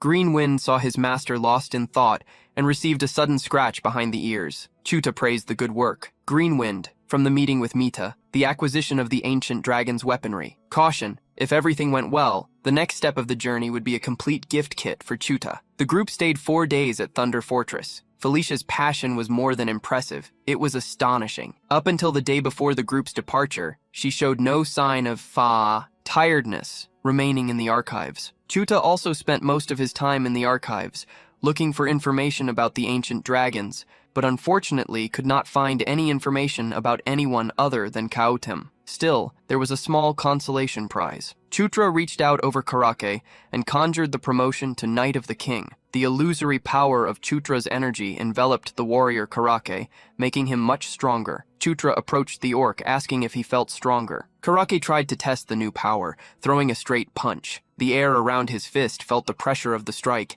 making the orc realize that all the hard work was finally paying off. The guy had evolved to the rank of commander. The next morning, King Mitra received a report. A new mission plan sent by Felicia had arrived at the castle. The document stated that there was a strong possibility that the attack on General Kachubal had been a trap to lure Zephyr. Meanwhile, the carriage where Chutra and Felicia were getting ready to depart. Felicia hurriedly stopped Chutra and cutely tried to convince him. "Can't we look just a little more before we go? There's still a tome I haven't seen." Chutra vehemently refused. "No, the Lord of the Sword said we need to find Mita as quickly as possible before they disappear. We have no time to lose." So, Felicia, Chuta's sister, obeyed and climbed into the carriage. When everyone was ready, Chuta announced, "Wow, everyone is ready. We can leave." Leading the carriage, Wow made the horse move forward. Looking back, there had been many dangerous moments, but it had been a mission where the group gained even more than they risked. Chutra was eager to see how Caitlin would react to the Divine Fist's blow. 3 days later, a new expedition was formed to investigate the traces of those who had attacked Zephyr, and Zephyr himself, the member directly involved, took command. Zephyr ended up finding the same stone with 6 dragons and 4 people. He recognized their identities. Among them were Hunger, a hooded being, Death, a skeleton, and War, an armored being with long hair. However, the woman with the laurel leaf on her head was someone he did not recognize. In an area where numerous volcanoes were erupting, creating seas of lava and magma, there was a fire dragon and a person. The great dragon looked at her, the woman, the knight with long hair, and commanded, "Begin, Night of Conquest." During the journey, Chuta also trained his magic by using a fire arrow. However, only a small amount of flames was released from his hand. The magic became uncontrollable, turned against him, and attacked. Dude, who was watching his master train magic in the middle of the night, a type of training he had never seen before, worriedly asked Felicia if Chutra would be hurt. Even surprised, Felicia declared that Chutra was completely fine, despite being burned by the fire. Chutra managed to use healing magic. The fire arrow ended up leveling up, just like the healing and proficiency in mana control. Chuta gasped heavily, but did not lose his enthusiasm. Sure, once again, no matter how much the dude looked, his master didn't seem normal. Still, Felicia saw Chuta's magic improving, so she let him continue to train. They trained at night and traveled during the day. The destination was the spider forest, where Mita Ignacia was. To get there as quickly as possible, the group was crossing the territory of the lycanthropes. Suddenly, a stop order was directed at the carriage. A lycanthrope, wearing armor with a wolf marked on his chest, extended his hand. "The road is closed to traffic. Turn back." While the guy was asking the man what was happening, Chuta and Felicia got out of the carriage. The man warned that this was an official matter of the royal family of lycanthropes. "You must leave this area." Felicia walked irritably towards the man. "Official matters of the royal family of lycanthropes in the middle of nowhere? Strange." The lycanthrope pointed a staff at Felicia, warning, "Did you not hear what I told you to do?" Felicia ignored him, demanding that the road be opened immediately so she could see who was in charge of the operation. The man gritted his teeth, pointing his finger furiously at her. "Do you think you're some kind of royalty?" Felicia calmly replied, "Yes." The man was confused and was stared down deeply by Felicia. "That's right, that's what I said." Soon, the whole group headed towards the lycanthrope camp. Caitlin was the most excited and ran towards Felicia and Chuta, asking what they were doing there. Felicia turned the question back to her sister. "I should be asking what you're doing in a place like this, even blocking the road." Chris also approached, revealing that she had heard Chuta had turned the castle upside down. Chuta smiled, hiding a secret. "Perfect timing to find you. There's something I need to show." Chuta and the others went into the forest next to the camp. Those still at the camp could see several explosions of energy in the distance. Chuta was dueling against Caitlin in an intense fight. The young lycanthrope attacked with her fist, and Chuta prepared to do the same. As their punches met, the energy from both exploded in the forest.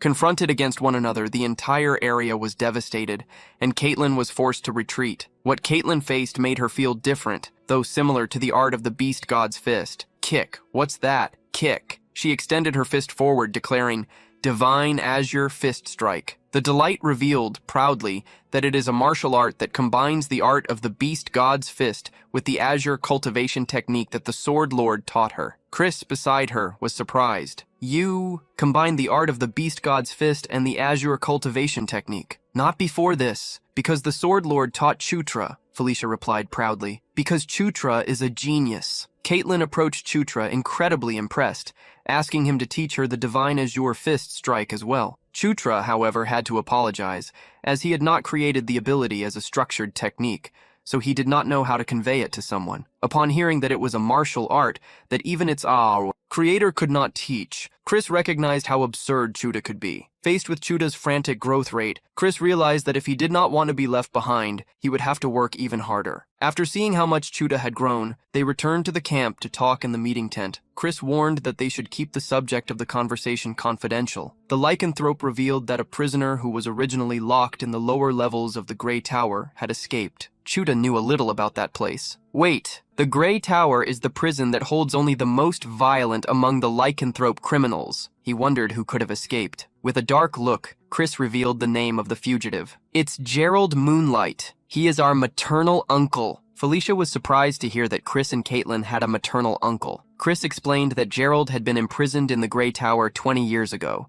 That's why few knew him. They said he was originally a powerful warrior from the werewolf royal family. Had he not gone mad, the throne could have been his, instead of going to Chris and Caitlin's mother. Chris also revealed that he sought endless strength, dissatisfied only with the art of the beast god's fist. He turned to all kinds of heretical methods, and Gerald's insanity was a disaster in itself. Hundreds of werewolves were sacrificed just to subjugate him. Still, it was by luck that everything ended inside the palace. They managed to cover up the incident internally. Felicia interrupted the story told by Chris. So you're saying that such a dangerous person is out there right now? Caitlin revealed that, according to reports, their uncle, Gerald, had been seen in the east. Chris confirmed and stated that Gerald had already lost half of his aura in the last battle, so it wasn't that worrying. Felicia remembered where they were, and that the eastern area was in the opposite direction. Chutra asked Chris if they knew how Gerald had escaped. Chris remarked that they were still investigating, but that Gerald may have received outside help. There was an event in the game Night Saga, when playing with Zephyr Ragnaros, in which it was possible to free Gerald from prison to weaken the werewolves. Chutra wondered if that event had just been triggered. The moon shone high in the sky as a werewolf, followed by another one at his neck, coughed for breath. Before him stood a man who had defeated many of his kind, recommending,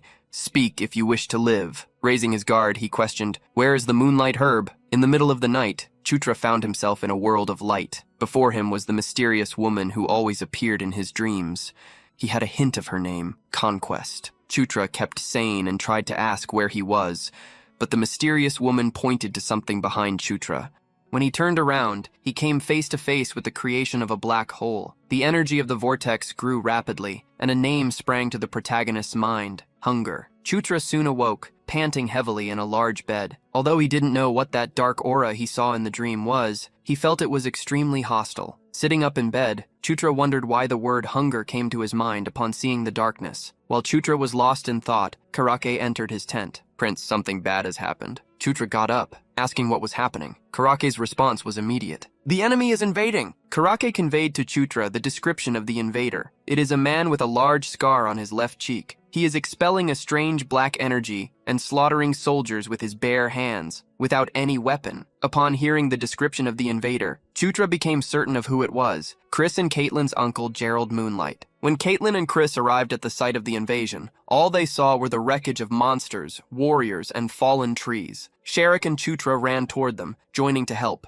Chutra recalled that in the meeting, Chris had said that Gerald should be to the east. Why is he here? Chutra demanded that Chris stop hiding information and tell the truth. What is the real reason you two came here? Faced with the question, Chris frowned, concerned. Caitlin didn't mind and revealed, first, it's because of the moonlight herb. Second, Caitlin said that their original goal was to obtain the moonlight herb and that they only heard about Gerald's escape after that. Chutra was familiar with such an herb, a medicinal herb that blooms once every 100 years and is one of the treasures of the lycanthropes, a consumable item with a monstrous recovery effect, so powerful that it can revive someone even on the brink of death. In Night Saga, this was an item that could be obtained by defeating Chris or Caitlin. This meant that Gerald had also gone to the forest to obtain the moonlight herb in order to recover the aura he had lost by half. Suddenly, a tower of light shot into the sky, visible above the trees. Chutra recognized that power as magic cast by Felicia. At the camp, Felicia was fighting with all her strength, using the wall of fire to stop the invader. After using so much magic, she was already getting tired. Gerald crossed the wall of fire, extending his hand toward Felicia. The young princess realized she wouldn't be able to escape, and fear arose on her face. However, at the last moment, Suri's shield magic struck Gerald, forcing him to retreat. When the shield returned to Chutra's arm, he joined his sister. "Are you okay, Felicia?" Felicia felt relieved to see Chutra. Gerald was forced to retreat, but no serious damage seemed to have hit him. At that very moment, Chris and Caitlin attacked him from behind. Sensing the energy of the two, Gerald asked, "Are these Elaine Moonlight's children?" The sibling duo attacked together with their uncle. Caitlin shouted in rage, "Gerald, traitor, you better surrender!" Gerald, however, did not even flinch at the attack. His figure was much larger than that of the sibling duo. Looking down from above, he stared at Caitlin. "You really look like your mother." In the next moment, Gerald's punch, charged with dark energy, hit Caitlin, throwing her far away. Chris ran to rescue his sister just as a werewolf attacked Gerald from behind. Gerald managed to grab the werewolf by the neck and lifted it up. To the furry creature, he said a few words. In the next instant, all the energy of the werewolf began to leak out, becoming exceedingly dark. Chutra watched the scene, mouth agape. The werewolf in Gerald's hands was being weakened with each passing second. Chutra recognized the energy charged by Gerald.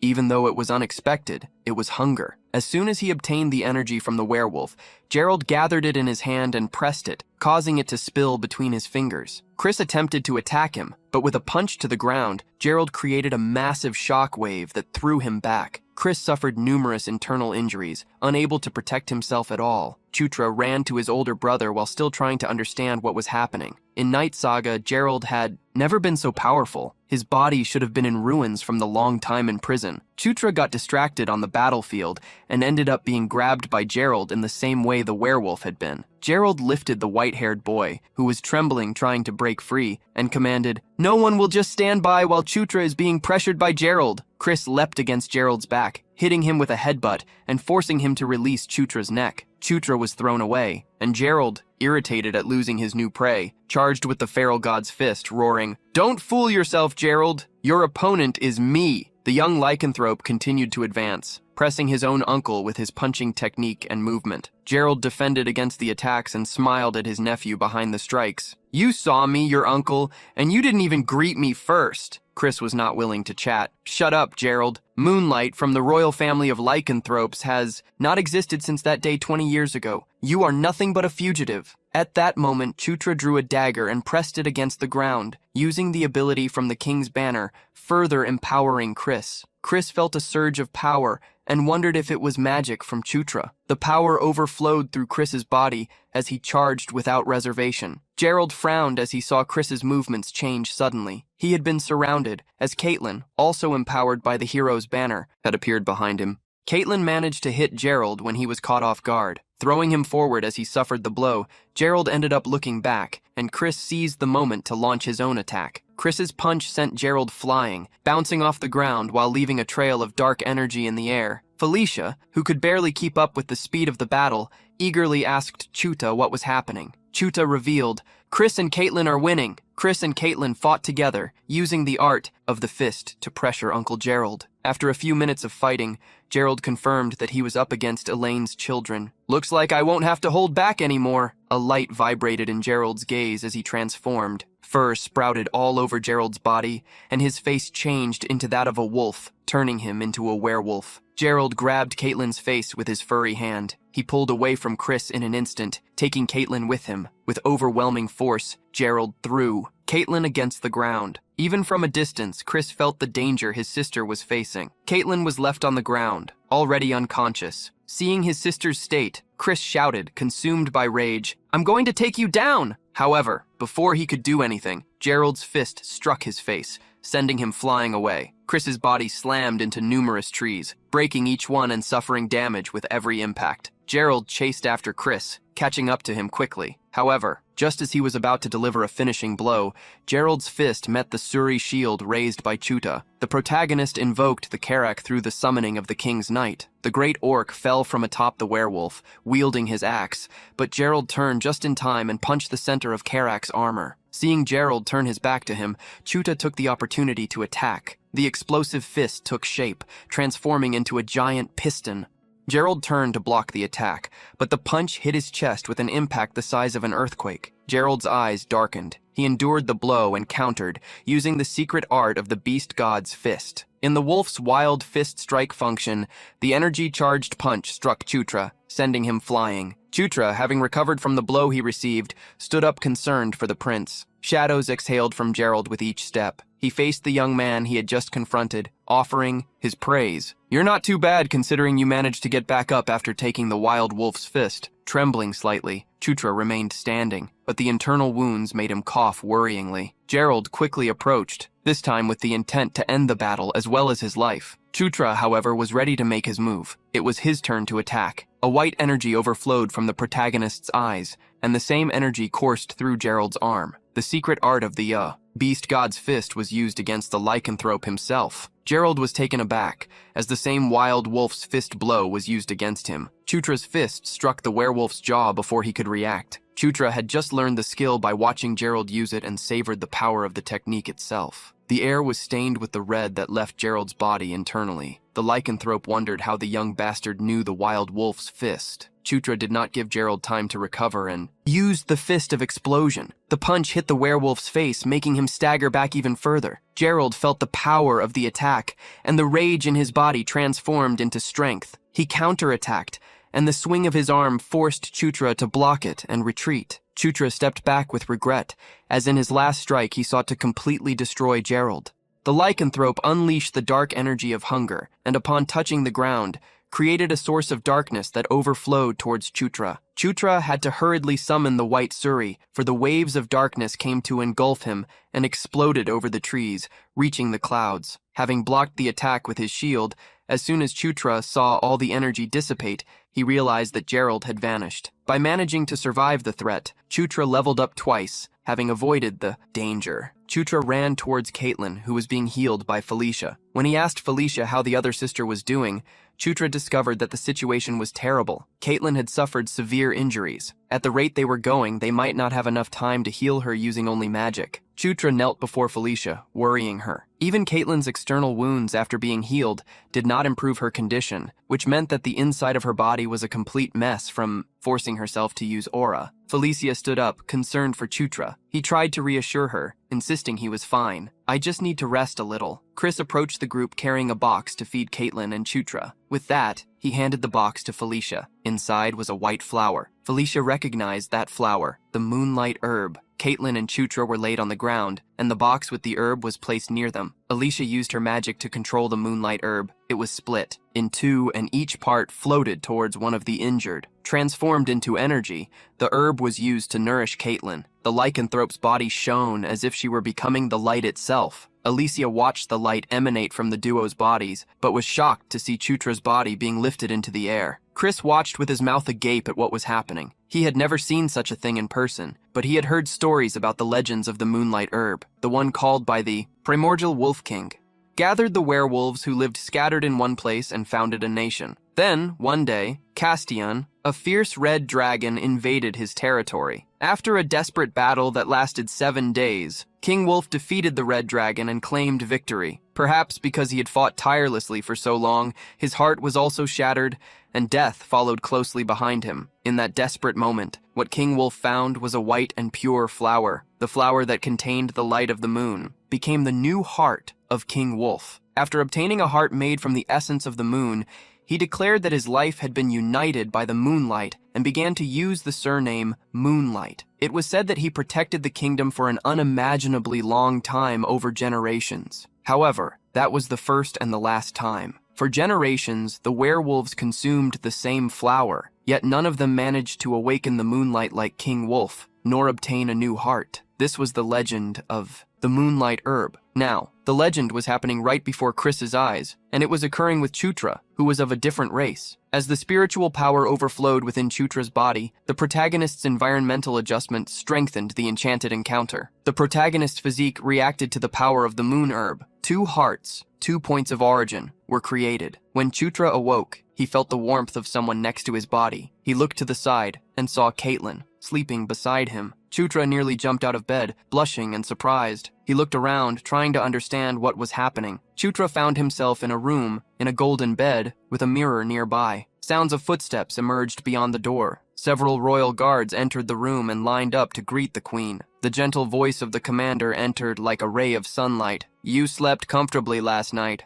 Ninth Prince Chutra Ignas was left speechless upon seeing a face he had encountered countless times in the game. She was the fourth queen, Elaine Moonlight, the queen of the lycanthropes, as well as the mother of Chris and Caitlin. While Chutra was still getting up, Elaine revealed that she had heard that both Chris and Caitlin had managed to survive thanks to him. How can I express my gratitude? Chutra reassured her by simply stating that he had merely done what he was supposed to do. Elaine crossed her arms disapprovingly. No need to be modest. You did something worthy of praise. To avoid further disagreement, Chutra accepted that. Once he agreed, Queen Elaine decided to get straight to the point. Extending her hand, clad in a black glove, she asked, "Ninth Prince Chutra Ignas, do you intend to become the Demon King?" In light of the Queen's proposal, Chutra, confused, asked what she meant. Elaine realized that the thought had never crossed Chutra's mind. It made sense, considering that up until then, he had been merely defending his own position. However, now that Chutra's position was changing, Queen Elaine suggested he start thinking about it. Begin to reflect on what kind of actions can further benefit you from now on. Turning away, the Queen delivered the advice with a smile. Sometime later, Chutra found out he had been asleep for a full 4 days. Green Wind, recounting the news, confirmed the information and revealed that she had been watching him for the entire 4 days, so she was sure. Understanding the initial situation, Chutra asked her to explain the rest. Green Wind disclosed that they were in the royal lycanthrope family's village, and that the reason he and Caitlin were sleeping in the same bed was precisely to enhance the healing effect for both. Confused, Chutra inquired what healing effect she was talking about. Green Wind questioned whether Chutra didn't remember having used Moonlight Herb. Chutra was taken aback by the question, for he truly did not remember. Looking at his information, Chutra discovered a new data point, the Moonlight Pill Level 1. Thinking about it, Chutra realized that a new power had been added to the existing aura in his body, as if a second aura heart had formed. Green Wind explained that Chris had said that the closer the two were, the more their life force would be activated. If you try to hold Caitlin's hand, you'll understand what that means. Confused, Chutra touched Caitlin's hand, and the aura of his body ignited. Observing the energy within himself, Chutra heard Green Wind's explanation. That's right. Thanks to the Moonlight Herb, you two are now connected, just as you and I are. After leaving the room, Chutra met Chris. They walked down the palace corridor, with Chris updating him. No one knows if Gerald is still alive. There were casualties during the pursuit, but it seems they found part of his lower body and some of the upper as well. Even so, I intend to keep searching until I'm sure he won't be coming back. Switching to a more pressing subject, Chris revealed he had heard about the offer that Chutra's mother made to him. The protagonist understood he was talking about Elaine's question regarding becoming king. Chris made his aura overflow and watched it with melancholy. I am strong, but I am not overwhelmingly strong. At best, I will be on the same level as Sylvan. Even after 10 years, Chris did not see himself bridging the gap between himself and the first Prince Baikal, and the difference between him and the second prince, written as a monster, was beyond imagination. However, Chris believed that Chutra could reach both and become king. The praises from his blood brother surprised Chutra. Chris continued to highlight his strengths, mentioning that he could even receive support from other races and the backing of the Lord of the Sword. He thought ahead, and who knows if his public merits continue to accumulate. Perhaps even the Gandharvas currently confined might receive amnesty. Finally, Chutra understood why he hadn't seen any Gandharva since he was reincarnated. He wondered what had happened for them to deserve confinement. Chris continued walking, commenting, I'm not saying you need to do something immediately. I'm just suggesting you think about it at least once. After all, there is a huge difference between considering the possibility and simply doing nothing. Chutra fell silent and looked at the landscape through the window, imagining himself as king. At that moment, a carriage was crossing the kingdom. Inside it was Ludvin Moonlight, captain of the Blood Wolf squad. Ludvin asked someone accompanying him, Your Majesty, do you truly believe that the ninth prince has the potential to become king? The fourth queen, Elaine, claimed to know King Mitra, and that behind his actions there was always a reason. He's not the type to do something so spontaneous. Twice during an audience ceremony, without reason, he could have seen something in the ninth prince that we didn't notice. Ludvin didn't find that strange. After all, Mitra and Chutra were father and son. What he didn't understand was what was so drastic about it. Elaine mocked her subordinate's naive thought. Even if his son stole the throne from him, the Demon King would rejoice because it would mean a stronger king than he was born. That's the kind of person he is. Despite taking an unnecessary risk, Elaine believed that a future where the ninth prince became king would be the best for everyone. Ludwin agreed. The world they lived in was a place where the strongest ruled. Everything followed according to the will of those who held power. Elaine entertained this thought and, although she felt slightly irritated by it, at the same time, she liked it. In the forest where Gerald had disappeared, the lycanthropes had transformed. Using his keen sense of smell to seek him out, as soon as they entered the forest, one of the lycanthropes spotted a man sitting against a tree. It was who they were looking for. They had found Gerald. A dark voice approached Gerald. The shadow whispered in his ear, "By now it seems you've had time to gather your thoughts. Do you accept?" Now the shadow extended its hand to Gerald, and he grasped it. As the shadowy being took possession of Gerald, he touched the ground, and shadows spread out, attacking all the lycanthropes one after another. The beastmen fell before the darkness. Gerald gasped heavily, accepting the offer from the shadow. "All right, take it." The smile of the shadowy being revealed a row of sharp teeth. Its belly opened like a great mouth, enveloping Gerald in shadows. It's time to begin, time to achieve a different end from the previous one. A few days later, Caitlin woke up because of Gerald. Chris returned to the main palace, and the next day, Chutra's group set out for the spider forest to find the Mitas. Robin, a knight accompanying the group, warned, "From the twin bridges ahead, you will need to dismount and proceed on foot." He was a boar lycanthrope that Chris had introduced as their guide. Before departing, walking alongside Robin, Chutra asked what the spider forest was like and if he had been there before. Robin revealed that he had gone to the forest half a year ago, and his impression was that the place was quieter than he expected, was so peaceful that there weren't even any wild beasts or monsters. Chutra seemed disappointed but also suspicious. Finding a place at peace after such a long time made it seem like something was wrong. As they arrived at the spider forest, the group encountered something unexpected. Numerous animal carcasses were scattered across an area of dry trees. The Bob looked around. Asking what had happened, Chutra sighed, knowing he would never find a peaceful moment. Wondering what had occurred this time, he entered the forest. The group entered the forest cautiously. Green wind emerged and began to analyze the energy in the air. "I can feel the power of the forest's guardian spirit, but it has been severely weakened. Because of this, the spirits are fearful that the guardian spirit of the spider forest may disappear." Chutra asked Robin if there was a guardian spirit in the forest. After thinking for a moment, Robin recalled the story passed down through generations about the spider guardian spirit. The legend spoke of a giant spider that lived in the heart of the forest. Analyzing the information he had so far, Chutra relayed an order to Karma. "Go and inform the lycanthropes about what is happening." Upon hearing the story mentioned by Robin, Greenwind began to feel the powerful magic residing in the center of the forest. At that moment, such magic was being destroyed. Something was happening to the forest. A camp was set up in an open area. While talking around the campfire, Chutra asked Felicia what would happen if a guardian spirit disappeared. Felicia revealed that there were two ways for a spirit to disappear. One was self-destruction, the other occurred when it needed to protect something. That is, when the source that manifested the guardian spirit disappeared. Felicia continued, "Although Green Wind seems small, she is a high-ranking guardian spirit. Even if her source disappears, she can weaken, but she probably will not be destroyed. However, most guardian spirits disappear along with their source when it is destroyed." Hearing Felicia, Green Wind nodded, proudly agreeing. Felicia's words also explained that artificial guardian spirits could be found in masses or ruins. Chutra listened to his sister's words. "So, understanding what you are saying, the guardian spirit of the spider forest has been weakened because its source was damaged." While agreeing with her brother, Felicia ended up looking up as she noticed that the moon appeared to be greenish. She asked Chutra if the color seemed strange. At that very moment, Caitlin appeared out of nowhere, attacking the group uncontrollably. Chutra acted quickly, pushing Caitlin to the ground. He held her, trying to bring her back to her senses. "What's wrong, Caitlin? Wake up!" Other werewolves left their tents and advanced against Carrick. Carrick did not understand why he was being attacked by Robin and the other werewolf, trying to show that he was the orc they knew. Felicia acted swiftly, using a burst of light. Robin and the other werewolf were blinded by the flash, retreating. The attack on Felicia kept the light intense and asked what was happening. Daphne approached and revealed that the werewolves had been affected by the spirit of madness. She extended her hands and conjured a spell in an ancient tongue. The power that had taken over the werewolves dissipated, and thick smoke oozed from their bodies. As they were purified, the werewolves collapsed to the ground, unconscious. Chutra watched Caitlin,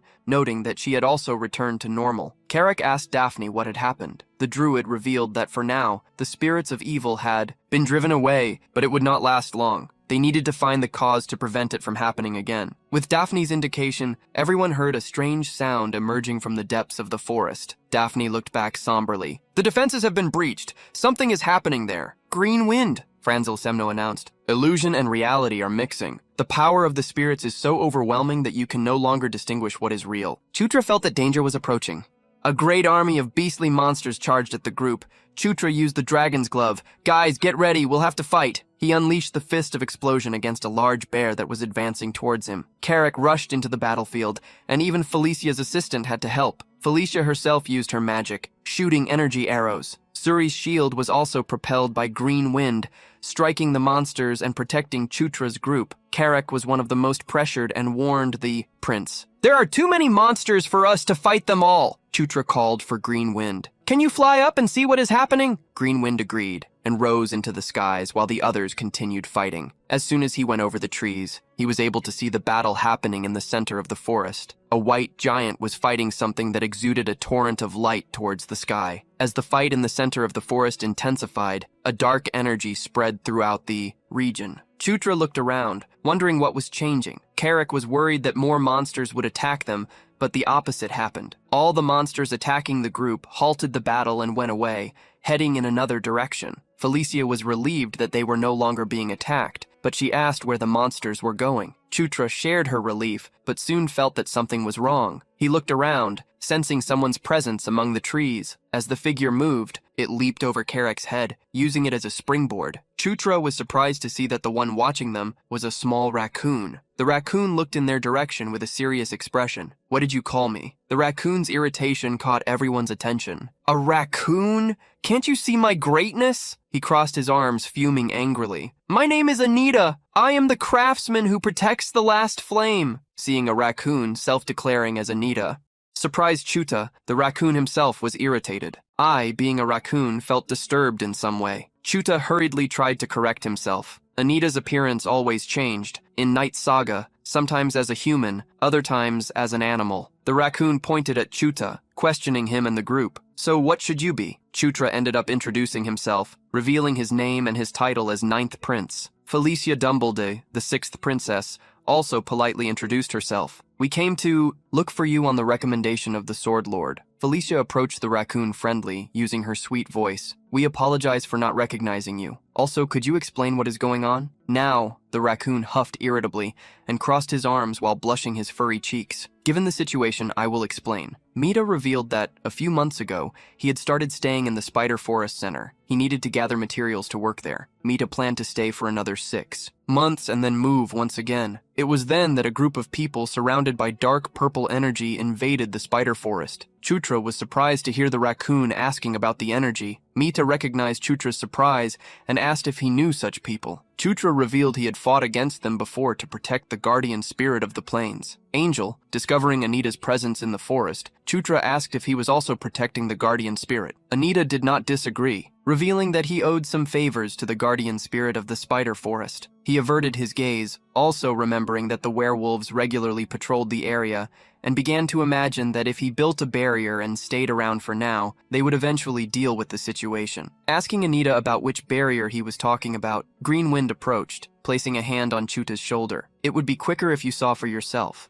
Master Green Wind took Chuta to an area above the trees. There, they saw the white giant attacking the center of the forest. The giant's fist was charged with great power and was striking at the barrier created by the raccoon, breaking it apart. Chuta was shocked to see the giant's action and quickly warned Anita that the barrier had been breached. The raccoon crossed his arms, revealing that one more barrier remained. The problem was that those behind the last flame had long begun to unite. Their forces, the moon turning green and the spirits in the forest going mad, were their doing. Daphne approached Anita, asking exactly who the people attacking the forest were. The raccoon revealed that they used to be guardian spirits, but now they were natural spirits that had gone insane. Anita revealed her thoughts. "I think they believe that if they absorb the last flame, they will be able to return to who they were in the past, before they lost their origins and went mad." Mita revealed, the main problem, these spirits had allied with the men of dark energy, and that made them even stronger. Then, the guardian spirit of the Spider Forest even used the power of the ley lines to reinforce the barrier, but the result was that the last flame merged with the ley lines. Now it was a situation where they couldn't even run.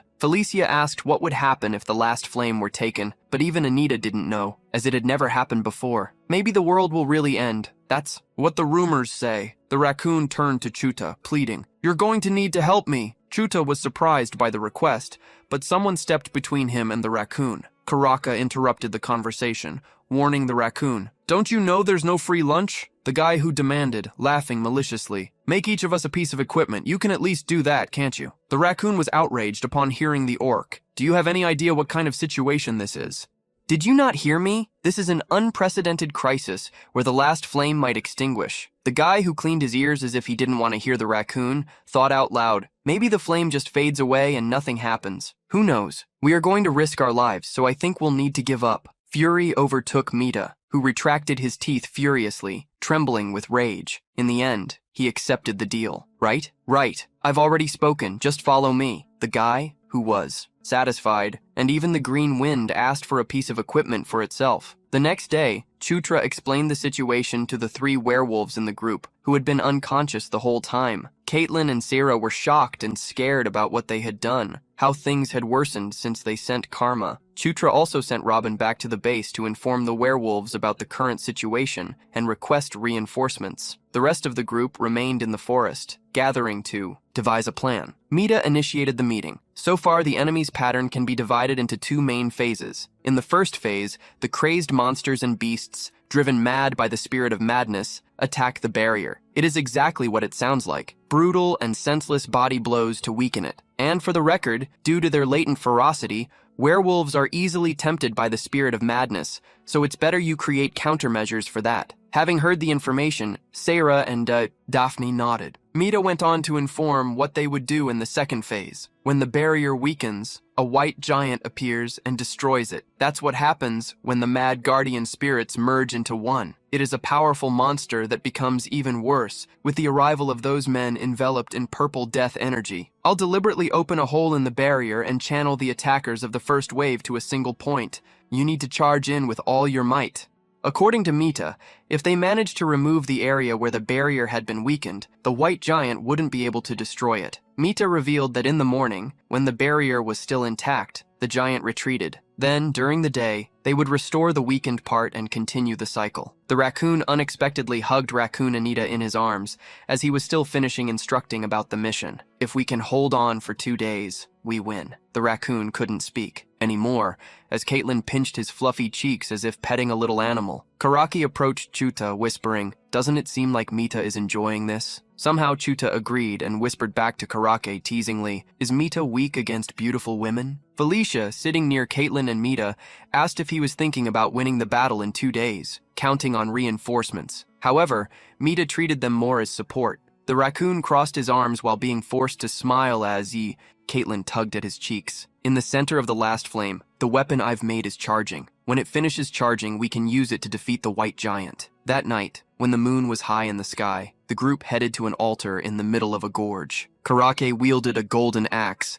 That was the weapon he had received from Anita. He was already eager to test it. Daphne handed a tiara to both Sierra and Caitlin. "If you wear this on your head, it will block the effect of the spirit of madness." The group blocked the bridge that connected the gorge to the forest. From the trees of the grove, sinister sounds began to emerge, heavy footsteps, like those of a great army. Soon, a large army of monsters appeared, running towards the group. Chutra shouted, "Everyone take your positions! We can't let them pass!" The protagonist got into a battle stance, and he set out to boost the group's morale. 2 days, we will hold them for 2 days, and victory will be ours. The great number of monsters filled the entire horizon of the forest. They advanced toward the barricade erected on the bridge leading to the group. The first to act against the monsters raised a magical staff, unleashing powerful magic. Felicia made use of her new weapon, a gift she received from Amita, and summoned a fierce storm of lightning upon the monsters in the front line. Felicia managed to halt the initial advance, but the amount of energy she used made her sigh. In Felicia's mind lingered the instruction that the raccoon blacksmith Amita had given her. "When you understand the power of all things, try using the staff I lent you. Then you will be able to wield even stronger magic than you can now." Amita had conveyed those words confidently, so that Felicia would make good use of the new equipment. The elemental mage gripped the staff with a red crystal and closed her eyes. As soon as Felicia finished her incantation, she shouted, "Oh, flames, burn!" A fire cannon was launched by the mage, obliterating even the blockade before her. The whirlwind of flames engulfed the monsters trying to cross the bridge, causing a massive explosion and evaporating each one of them. Chutra congratulated Felicia on her great magic and headed to the battlefield, accompanied by Caitlin to confront the monsters behind those defeated by her sister. In Chutra's fist was the dragon gauntlet. With the energy gathered in the gauntlet, he charged forward. From here on, leave the rest to us. Chutra unleashed the explosion punch, and the first monster hit by it was completely destroyed. Caitlin, beside him, made a similar move, executing the feral god's fist. However, the surroundings around Caitlin were still dangerous. Several giant insects flew toward her, their fangs and claws focused on eliminating her. However, Caitlin has someone to support her. Using the tiara given by Daphne, Castira can harness her lycanthropic transformation, taking on a bestial form to tear apart the monsters that dared to attack her princess. Karak also didn't stay idle. The orc roared fiercely and readied his axe for battle. He slammed the axe into the ground, and the shockwave generated by it caused a massive explosion that engulfed all the monsters around him. Karak's axe was brimming with energy, and, even after that great blow, not a scratch was made on it. This weapon that the raccoon lent us is no joke. The battle continued with Chutra and the others on the front line retreating for a moment. Chutra commented to Daphne, who was beside him, "You guys are really good." Mita recalled that the prince's name was Chutra. Seeing the prince wearing worn-out equipment, she noted that the boy's gear needed some work. Some respect for Chutra had been created in Anita's heart. "Well, if we can get through this safely, I would like to make at least one piece of equipment for him." Chutra and the others managed to knock down the first wave of monsters. The battlefield became calmer the moment they retreated. Mita warned, "The white giant is about to appear. Everyone retreat inside the barrier." Quickly the barrier was formed, closing a dome of energy above the group. At that same moment, the white giant began to rise, and the moon changed color, turning a shade of green. Chutra and the others saw a great glow emerge. The white giant had taken form in the center of the forest, in front of the barrier that was its target. Seeing the white giant in person, Chutra could attest to how enormous he truly was. The white giant did not wait long, and its first attack was to elbow the barrier. Karak looked up, staring at the giant. "He's so big. Surely he would take down anyone in an attack." Despite the fear, the orc was reassured by Mita. "Don't worry, the barrier won't break. All we have to do is wait here until he disappears." The white giant continued to attack, even using his shoulders, throwing his weight against the barrier. The group inside the barrier stood still, just watching. Chuta was the only one to notice something. "Something's wrong. It's different from what it was yesterday." Felicia was confused by Chuta's comment, which he explained what he saw. Yesterday, the white giant didn't have that blue aura around him. The blue aura mentioned by Chuta was gathered in the palm of the giant's hand. An extremely powerful attack struck the barrier, causing it to shake. The barrier began to crack from the aura attack. Pieces of the dome's energy started to crumble. The raccoon, Mita, was shocked to see the energy possessed by the giant. "No way, that power is death!" Pieces of the barrier began to fall on Chutra's group. The protagonist quickly sought the aid of the white shield, Suri, while urging everyone to take shelter in some way. Chutra was at the front of the group and became the target of the white giant. The giant's punch hit him directly, and even with the use of the Suri shield, he was thrown to the other side,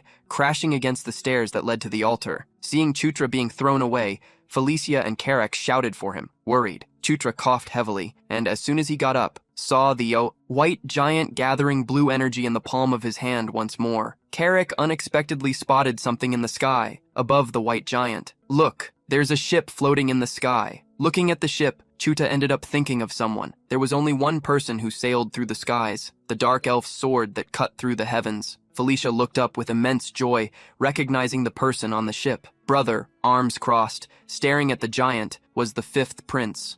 Sylvan Dumbledy, the pirate, stared at the white giant with his red eyes and ordered the crew to advance. The great ship soared through the sky, striking the shores of the white giant. The giant was destabilized, feeling the powerful blows hitting him, one after another. More and more attacks launched from the ship, initiating the aerial battle. The great ship struck the white giant, who collapsed. Various pieces of the giant began to fall. Felicia looked up, mouth agape, at the magnitude of the attack caused by her brother. Great explosions occurred, creating a curtain of white dust over the entire forest area. The great ship landed in the protected area, where Chutra and the others were. The protagonist watched the pieces that fell from the white giant, and something astonishing began to happen. The solid fragments transformed into slime, and each one rose, morphing into other spiritual beings. Daphne, carrying the raccoon, approached Chutra, warning that these were the guardian spirits. They had gone mad and fallen into ruins, but there was no doubt about their origin. Mita congratulated everyone, believing that this would be the end. The green light of the moon, just like the illusion, also disappeared as the moon returned to normal. The spirits took shape, startling everyone. Mita, in Daphne's arms, screamed, "What are these guys?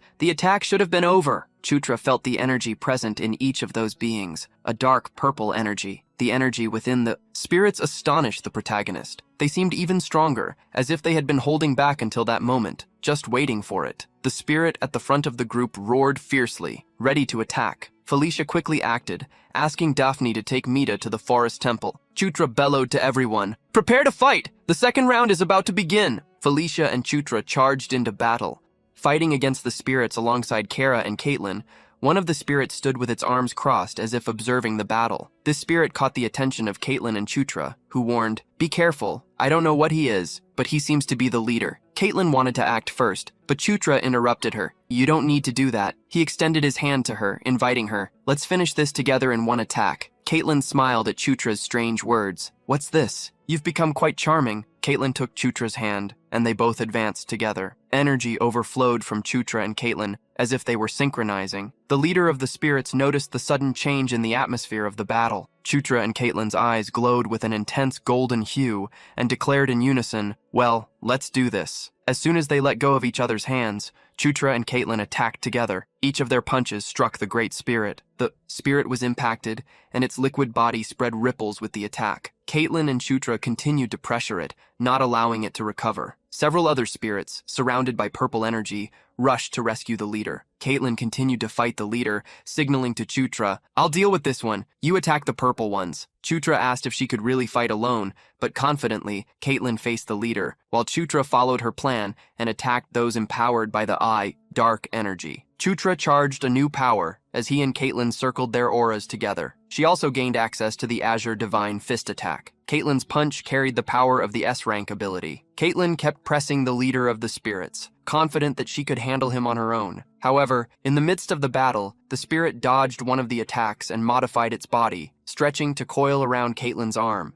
Keeping Caitlin under control, he struck with his other arm. The massive attack fell upon the lycanthrope, engulfing her in spiritual energy. Chutra glanced back, worried about Caitlin, but one of the spirits did not allow him to focus on her, leaping at him. Chutra summoned the Suri shield, protecting himself from the bastard spirits. He threw the shield at all of them, roaring, "Stop clinging to me and disappear!" Defeating numerous spirits, Chutra immediately advanced to level 25. The golden light fell upon him, and the bonuses appeared. At level 25, Chutra could unlock secret abilities. Instantly, he learned level 1 special movement control, along with the awakened ability Destruction Burst for Enquidu's Earthquake. Finally, he also obtained the absolute domain of the White Suri Shield of Ainkle. While the golden glow enveloped Chutra and he appeared immobile, all the spirits surrounding him attacked. Equipped with the gauntlet and the shield, Chutra's gaze turned fierce. "You're done for." The ability of the White Suri was activated, releasing a green energy. Similarly, the absolute domain encompassed the entire area around Chutra. Even the lead spirit that was battling Caitlin was engulfed. The great absolute domain devoured each of the spiritual beings, leaving Chutra impressed with its power. It was the first time Chutra used such an ability, but somehow he had already understood. Just the name of the ability was self-evident. The entire place had become wholly the territory of its bearer. Chutra raised his hand, and all the energy of the domain that was engulfing the monsters was transformed into a hurricane. The leader of the spirits could not escape the hurricane, becoming powerless. Chutra extended his hand towards them and declared, "All of you perish." The leader of the spirits was thrown against the ground, and all the tornado fell upon him as soon as he eliminated the leader of the spirits. The Chutra made his attack dissipate. He ended up falling to his knees, feeling exhausted. The consumption of aura had been so great that he was completely drained. As Chutra looked up, he realized that the leader of the spirits was still standing, having rebuilt itself. The leader of the spirits grunted. Chutra clenched his teeth, unable to believe that the enemy was still alive, even after his attack. The spirit's arms split into several sharp parts, falling on Chutra. The protagonist tried to move, but his body did not want to respond. The great explosion from the attack caused debris to fly over the trees. The leader of the spirits observed the result of his attack, but did not see the young man eliminated. Caitlin had taken the attack in Chutra's place and stood firm to fight. Caitlin reached out her hand to Chutra. "Come on, take my hand, we don't have time." Impressed by Caitlin's fighting spirit, Chutra took a moment to respond. He extended the hand that wore the gauntlet to take Caitlin's. At that moment, the aura overflowing from their bodies created a tower of energy. Feeling Caitlin's aura, Chutra realized that his own aura was being restored. The spirit would not let them act freely. It attacked the duo with its sharp arms. The attack fell before Chutra and Caitlin, who jumped back, dodging. Chutra's eyes shone with intensity. The aura he gathered became sufficient for him to fight again. The spirit jumped towards him as he gathered his energy in the gauntlet. Earthquake. This time, Chutra was confident that he would end the fight with a single attack. The gauntlet charged with a powerful crimson energy. The special final move was activated. The explosion of destruction faced the leader spirit head-on. Its shockwaves spread across the area where the spirit was impacted.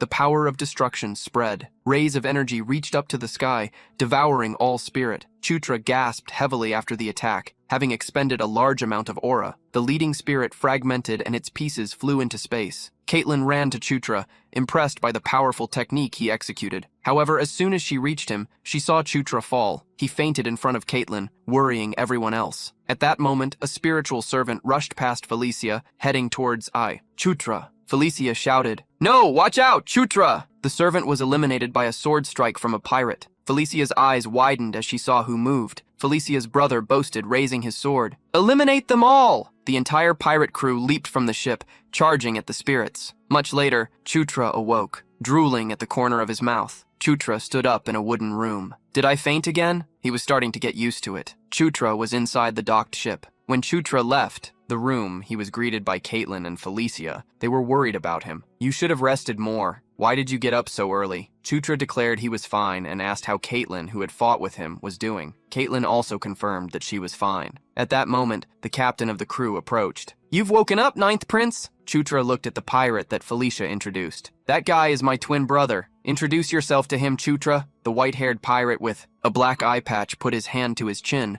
with a confident smile. "I am the prince who sails the skies, Sylvando Blade. I am also the benefactor who saved you last night." Seeing the man proudly self-proclaiming to be a benefactor, Chutra showed gratitude, but confusedly asked how he had gotten there. Felicia joined her brother and revealed that when she passed through the lycanthropic village, I had reached out to him. I was just dropping by to tell him what was going on.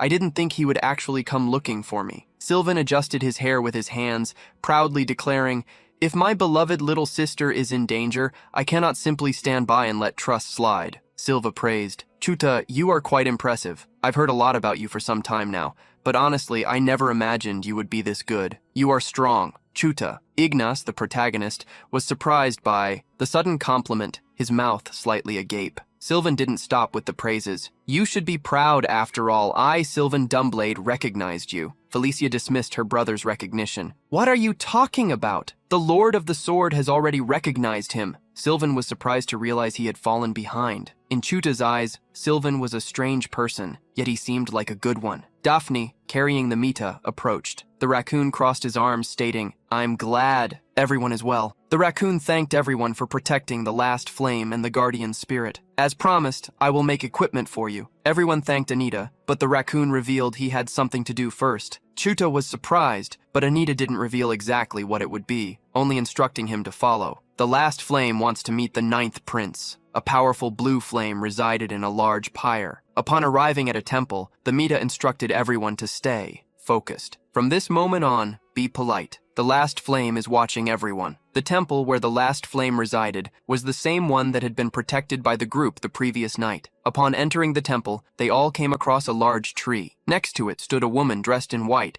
who welcomed them warmly. "It's a pleasure to meet all of you for the first time." Kaprang, the guardian spirit of the spider forest, introduced herself. Chuta was extremely surprised, for the guardian spirit seemed extremely young. Green Wind appeared beside him in the form of a firefly, revealing that this child is not the main body. She is like a terminal. Judging by Kaprang's appearance, Green Wind felt that the main body of the spider guardian was also a young guardian spirit. The gigantic spider had met its end in the legends, and Caprang was supposed to be the one who succeeded her. Green Wind explained that the reason she had not appeared in the battle the night before was likely due to being young and weak, having no strength to fight. Thinking about the previous guardian spirit, Chutra wondered in confusion if guardian spirits could have children. The raccoon Mita walked toward Caprang, announcing that from that point on, only he and the 9th prince could proceed. He asked everyone to wait for them. Chutra followed Mita, calling to his companion, "Come on, little wind," which made her respond irritably, "My name is Green Wind." Chutra wanted Green Wind to speak with the guardian spirit, as a meeting between spirits was not an opportunity that happened every day. Hearing Chutra's intentions, Caprang looked anxiously at Green Wind. The wind spirit thought for a second and agreed. Mita, who was already quite ahead,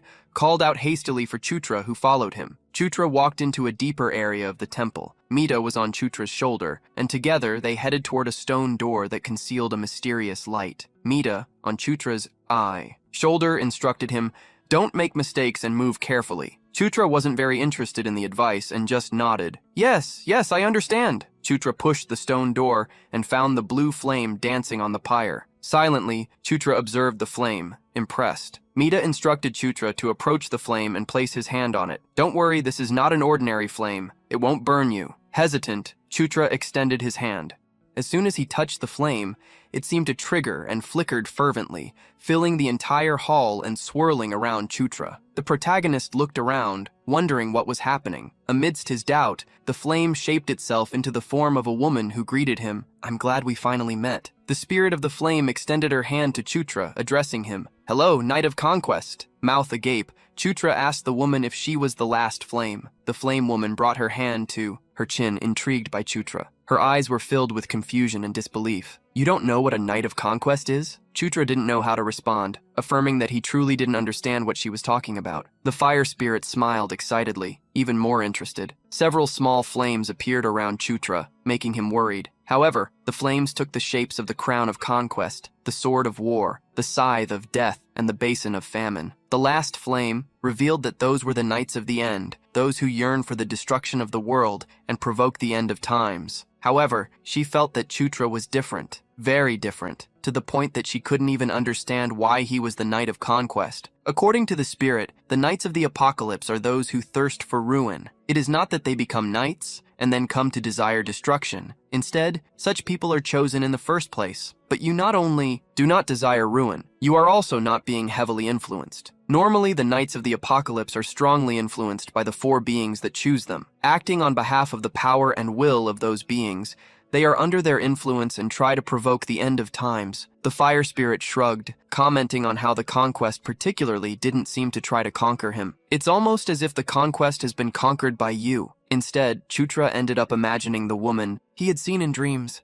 The last flame asked with interest, "So, what do you want to do with one of the knights continuing to chase the end of days? What do you desire in this world?" Chuta wondered for the first time what he truly wanted. He thought of his past life and returning to his original world, which seemed like an option. However, as he reflected on what he wanted to do in that world, Caitlin appeared in his mind, asking him to always stay close to her. Felicia also came to Chuta's mind at the moment she hugged him, wishing that he would always be safe. Karak, the orc he had learned to respect as a subordinate, also appeared as someone important. A desire surged in Chuta's mind. "I want to prevent the subjugation of the lycanthropes. I want to stop the day of slaughter." Caitlin, holding his hand, appeared again in his thoughts, guiding him to all those who had become important to him in that world. Chuta wanted to change the future in which all these people were eliminated by Zephyr Ragnaros. He answered the last flame's question. "I want to protect everyone." The last flame was satisfied with the answer. A knight of conquest is one who was born with the destiny of a king, to conquer all things and subjugate them. And do you know what the simplest and perfect way to fulfill your desire is? She then asked Chuta to answer one more question. Will you become the demon king? Chuta realized upon hearing the question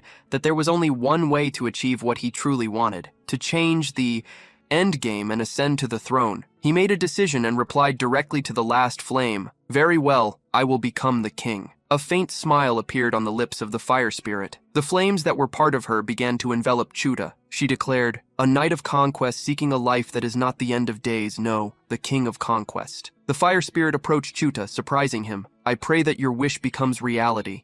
With fire engulfing Chutra, he gained numerous abilities, divine power, the embodiment of the flame, and at last, a bond was formed between him and the last flame. Chutra returned to reality, and the golden glow surrounding him announced that he had leveled up. While still surprised, he heard the voice of the raccoon behind him asking what was so commendable about a guy like him. Mita instructed Chutra to follow him. The last flame told me to adorn you with a complete set. Inside the spider, forest, in an orchard of secret fruits, a raccoon was eating an apple, complaining about how they had so few materials. There was a map on a wooden table. Mita instructed him, "If you go north from here, there will be a place called Sun Lake. Monsters with metal bodies live there, so go get some." Confused, Chutra asked if the skin and bones of the black dragon wouldn't be enough. Irritated, Mita nearly struck him with a twig. "That's just the ingredient for crafting equipment. You need a wide variety of materials. If I'm going to replace all your gear, I'm going to need a lot of things, so bring everything you can. Got it?" Chutra was quite confused, as Mita was said to be the greatest blacksmith in the world, yet he wanted materials. Seeing the distrustful look directed at him,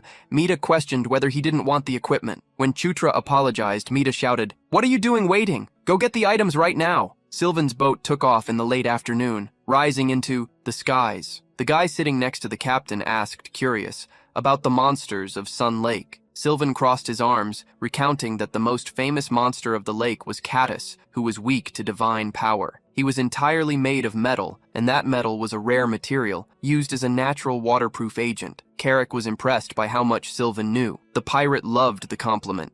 "Ha-ha! Didn't I tell you? I am the prince of the skies flying through the heavens." Felicia joined Caitlin, revealing this. "It will be great, as I needed to go to the Lake of the Sun anyway." Curious, Caitlin asked Felicia what she would do there. Felicia revealed that the map of the ruins she delivered to the Demon King's castle was of the Lake of the Sun. "I had to go sooner or later, so this saves me time. It's much better." Remembering the map, Caitlin was eager to go with them. Chutra was with Vento Verde, analyzing the minimap of the region he possessed. Thanks to the system, he had numerous points to distribute, but he preferred to balance his stats and save the rest for eventual use. Chutra recalled that upon reaching level 25, the King's Knights had also evolved. Checking the information about the skill, he saw that he could now summon 3 knights. The performance of the summoning had also been improved.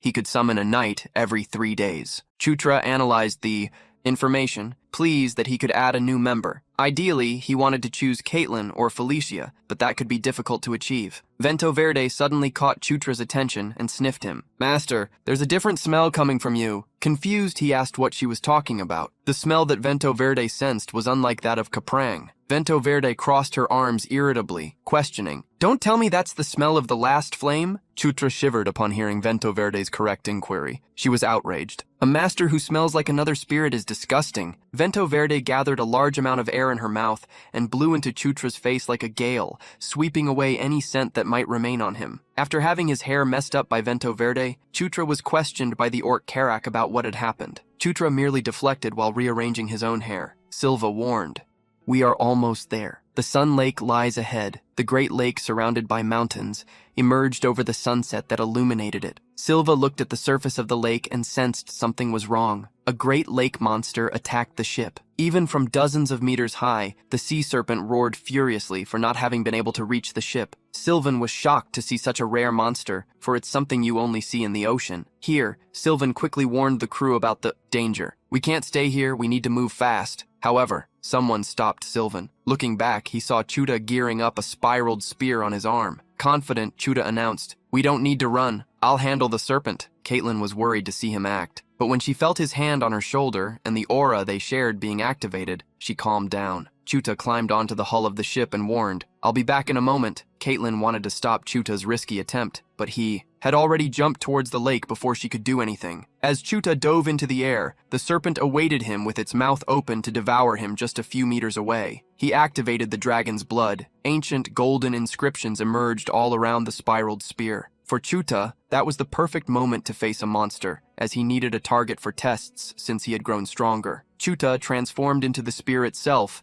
and activated the final movement technique of Ascalon. He advanced, piercing through the body of the sea serpent and shredding it apart with the skilled Dragon of Ruin. Sometime later, Silva's ship docked on the shores of the Sun Lake. Caitlin immediately got down, complaining to Chuta, This is too much. I am not your aura battery. Chuta tried to apologize to Caitlin, but in the end, she understood what he meant to do, given the situation at that moment. However, he still asked that from then on he be warned before wanting to use her aura. Chutra smiled awkwardly, complying. Felicia had to interrupt Caitlin and Silva's conversation, telling them to be quiet. She spotted a group of monsters further ahead. Cacto Silva was the first to want to draw his sword. All right, time to have some fun. However, Chutra interrupted him, warning. Cactos appear to be made entirely of metal, but they're not actually metal all over their bodies, just on the surface, so it's better to concentrate attacks around the mouth. Chutra warned that the Cactos were also weak against ice, so freezing magic would be a good method to defeat them. Silva nodded. I know that, but I have a more effective method. As soon as Silva drew his sword, it revealed itself wrapped in intense dark energy. This is the aura of the sword which I will use to cut through everything. Silva raised the sword with aura, proudly declaring, no matter how tough their shells are, it's nothing to me. Caitlin was impressed. Felicia grinned grimly, but contrary to expectations, smiled warmly. My brother is so cool, so we can leave the cactus hunting to you. I want to see how good you are. Silva was convinced by his sister. Great! Leave it to Big Bro! Silva jumped at the horde of cactos, drawing the attention of all the monsters. I will defeat them all alone! Staying behind, Chutra asked Felicia if it was okay to send Silva alone. Felicia crossed her arms, reassuring him, don't worry, he can handle it. Felicia already wanted to return to the ship to have dinner and rest. They would be busy the next day watching Silva fight alone. Karak almost felt sorry for him. However, Silva seemed to be having a lot of fun. Silva's laughter echoed until the next day when the sun was already high in the sky. Once again, Silvam laughed, for around him were only the bodies of hunters. Wherever they looked, Felicia and the others began gathering the iron pieces fallen from the hunters' bodies. The dark circles under Silvam's eyes were evident, even as he forced himself to stand. Even if they come in many orders, they are no match for the Prince of the Heavens. All right, everyone, let's collect the fallen materials. Felicia remarked that since they had managed to gather all the materials requested by Anita, they could now move on to the next stage. Felicia lightly raised her hand and cast a spell, creating a bubble of air around everyone's heads. Aitlin curiously asked what that was. Felicia, as she entered the river, explained that it was a spell that would allow them to breathe underwater during underwater explorations. While tying her hair into a ponytail, Felicia smiled, inviting them to swim. Is everyone ready? It's time for the underwater exploration. They all dove into the lake and made their way to a trench that led to an even deeper area. Chutra opened the mini-map, able to see the path they were taking. When they reached a cavern area, Chutra signaled to the group, leading the way. Soon, they found the final cave, and as they passed through it, they discovered an air pocket where they could breathe normally. Karak was amazed by the place that existed within the lake. Felicia, dispelling the breathing magic, asked Chutra how he had managed to find the entrance. Chutra gave a common excuse, merely claiming to have felt it should be this way. Silvam quickly took the lead, eager for battles. He asked Felicia to instruct him on the coordinates, but since Chutra was good at finding the way, Felicia wanted him to go ahead, instructing Silvam to stay back. Silvam couldn't believe his sister was telling him to hang back, but Felicia knew how to convince him. She started to laugh and flatter him. Yes, you are the strongest one here. Then you need to protect us from behind. Silva naively fell for his sister's smooth talk. Oh, that's why, as expected from my little sister. What a clever strategy. Silva immediately fell back. All right, everyone, relax. I'll take responsibility for our safety in the rear. Felicia simply ignored her brother, joining Chuta at the front line. The cave they had entered was long. As they walked, Chuta noticed something upon seeing several swords and skeletons. Wait, this place is in worse condition than the Thunderdoom Fortress, which has been abandoned for hundreds of years. Felicia agreed with him. Yeah, it looks like the lair has been inactive for at least 1,000 years. Vento Verde was flying above the group and, upon finding something, caught his master's attention. Vento Verde pointed to a wall where there were numerous carvings. Chutra approached the wall, asking what those inscriptions were. Felicia, the archaeologist, had never seen those letters before either. It was while Chutra was looking at those unknown words that a golden light enveloped him, granting him a skill. You have learned the script of the ruined precursor race, level 1, Chutra murmured while reading. Ruins, nights, 10,000 years, end of days. The 6 pillars collapsed. We failed to protect them. Upon reading what was written, Chutra claimed to feel as if there were nothing but negative words, but there was no way to be sure. Felicia was shocked to see Chuta read and understand those unknown words, even for her. Amidst Felicia's surprise, another unexpected thing happened. The earthquake gauntlet shone with an intense gold. At the same time, a path in the cave lit up like a light at the end of the tunnel. Chuta looked towards the light at the end of the cave, and in silence walked toward it. Felicia was surprised by Chuta's actions and tried to stop him to prevent any risks. Chuta, however, seemed entranced and walked without even realizing.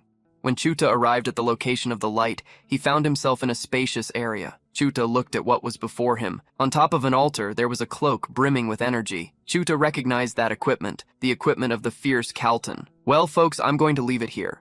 Just looking at the item, Sylvan could tell it was incredible. He ran towards the cloak excitedly, saying, "This kind of thing goes to whoever grabs it first." As he approached the altar, an invisible barrier blocked him. Rubbing his sore head, he wondered why there was a barrier there. Unlike him, Chutra entered the barrier just by walking calmly. Silva stayed outside just like the others. The protagonist reached out for the cloak, and as soon as he touched it, he saw it transform into shadows surrounded by energy. The cloak shaped itself around Chutra's body, clothing him. The Night Watcher recognized him as master. Mental power, magical power, and agility increased by 10 points. The resistance level to all attributes increased by 1 level. The level 3 blink ability was learned. The fly ability was learned, and the awakened ability was Black Fury. The cloak's energy surpassed the barrier, and its shockwave forced the others to retreat. When the energy calmed down, Chutra looked at his own clothes. Noticing the change in his equipment, he confirmed the acquisition of the equipment from the fierce Kalton Night Watcher. The equipment became a scarf around Chutra's neck, not a cloak. It seemed to have transformed into the best form that suited his fighting style. Delisha approached with a smile, praising, "As I thought, Chutra was chosen as the master of the equipment." Again, Caitlin also praised him, and Silva was the only one with a sour expression. The ogre Karak received a message from the king's castle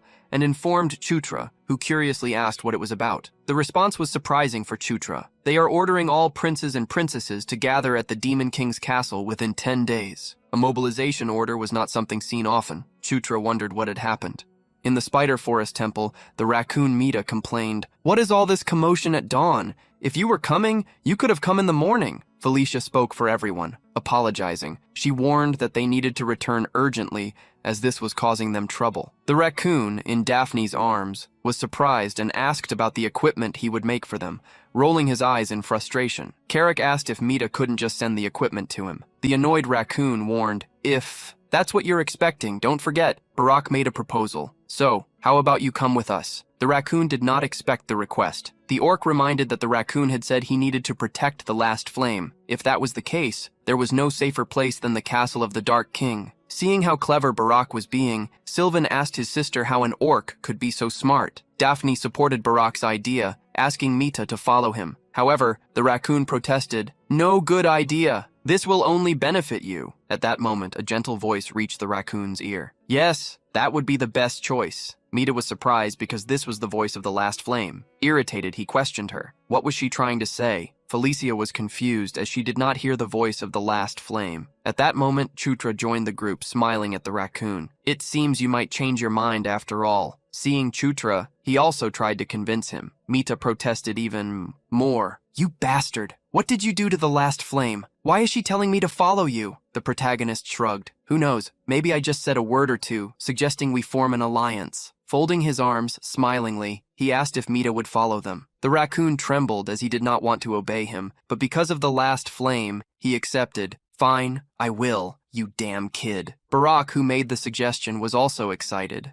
Then he asked the young prince if they would go from there to the castle. Chutra denied, revealing that there was something they needed to do first. Sylvan was called by him. Chutra asked him to take them to the palace of the lycanthropes. The boat ascended to the skies once again. Inside the captain's cabin, Sylvama explained to her sister that the trip was not a problem. However, she still complained, "But do we really have to bring Chris on my ship? He can just use the teleportation circle." In that castle, Felicia explained that they were going to the same place. Going together seemed much better. She put her hands on her hips, questioning if her brother was uncomfortable. Sylvan's irritation clearly showed what he felt. Felicia didn't like that he couldn't at least maintain a good expression and warned, "Don't unnecessarily irritate the fourth queen, and don't make things annoying." Sometime later, the ship arrived at the waters of the Lycanthrope Palace. They were all welcomed by Queen Elaine Moonlight, who asked how the journey through the spider forest had been. The protagonist thanked her for her concern and confirmed the good achievements. This made Helene very happy. What a relief! I heard there were some problems in the spider forest, so I was worried. She averted her curious gaze, asking, "Is that a pet?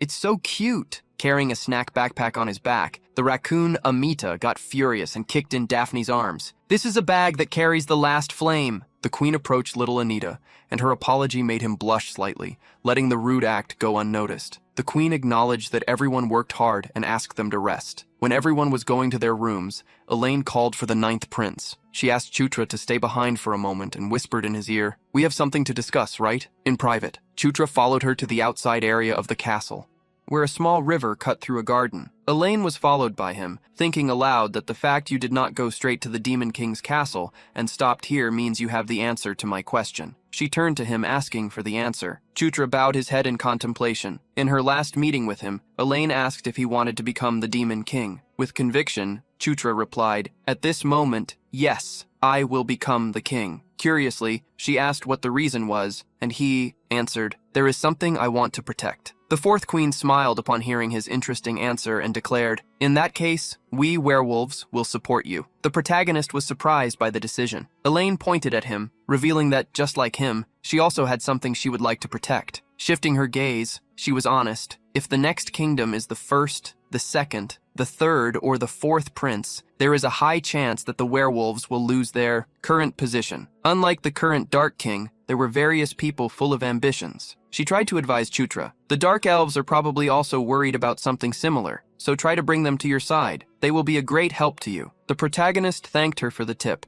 noting that he would keep it in mind. Elaine asked if he would return to the castle, and he replied with a smile, "I plan for everyone to be able to return together on Silva's airship." Surprise. The queen smiled slightly upon seeing his interest in the ship. Chutra was eager for this. "Either way, I am already in the spotlight. Now that we have reached this point, I might as well shake things up." That night, in a conversation, the queen, one of her advisors, stated she found something quite strange. Why did the 9th prince choose an airship? Using a teleportation circle would have been faster. The queen was sipping light tea, not believing that Ludwig. She was saying something so naive. Once again, she urged him to think carefully about certain things. The 9th prince is already being watched, so what would be the best move? Should he spend time once again calming the caution of his rivals, or should he turn his attention to others who are not his rivals? Ludwig asked her to explain in a way he could understand. Elaine was straightforward, that young Sylvan will not abandon ship. Ludwig seemed confused, so the queen continued, "If the 9th prince used the teleportation circle, Sylvan would have to return alone on his ship. If that happened, it wouldn't look right." Ludwig still seemed confused, but the queen nodded with a smile. The real reason for her, the 9th prince wanted to show everyone the king's castle. The airship prepared to continue its journey, departing from the port, and the group of princes, orcs, servants, and the raccoon bid farewell to those who would be left behind. There, it was possible to see a new faction forming. Elaine said goodbye, placing the fate of the werewolves on the shoulders of the 9th prince. "Chutra Ignas, please become stronger than you are now, stronger and firmer." The boat cut through the clouds as it traveled between the cities. Excitedly, Sylvan showed the others his favorite dish, grilled fish. He cut and ate the fish with a big smile on his face. However, before putting the meat in his mouth, he saw Chris watching him. When their eyes met, they both looked away. The captain of the ship quickly changed the subject,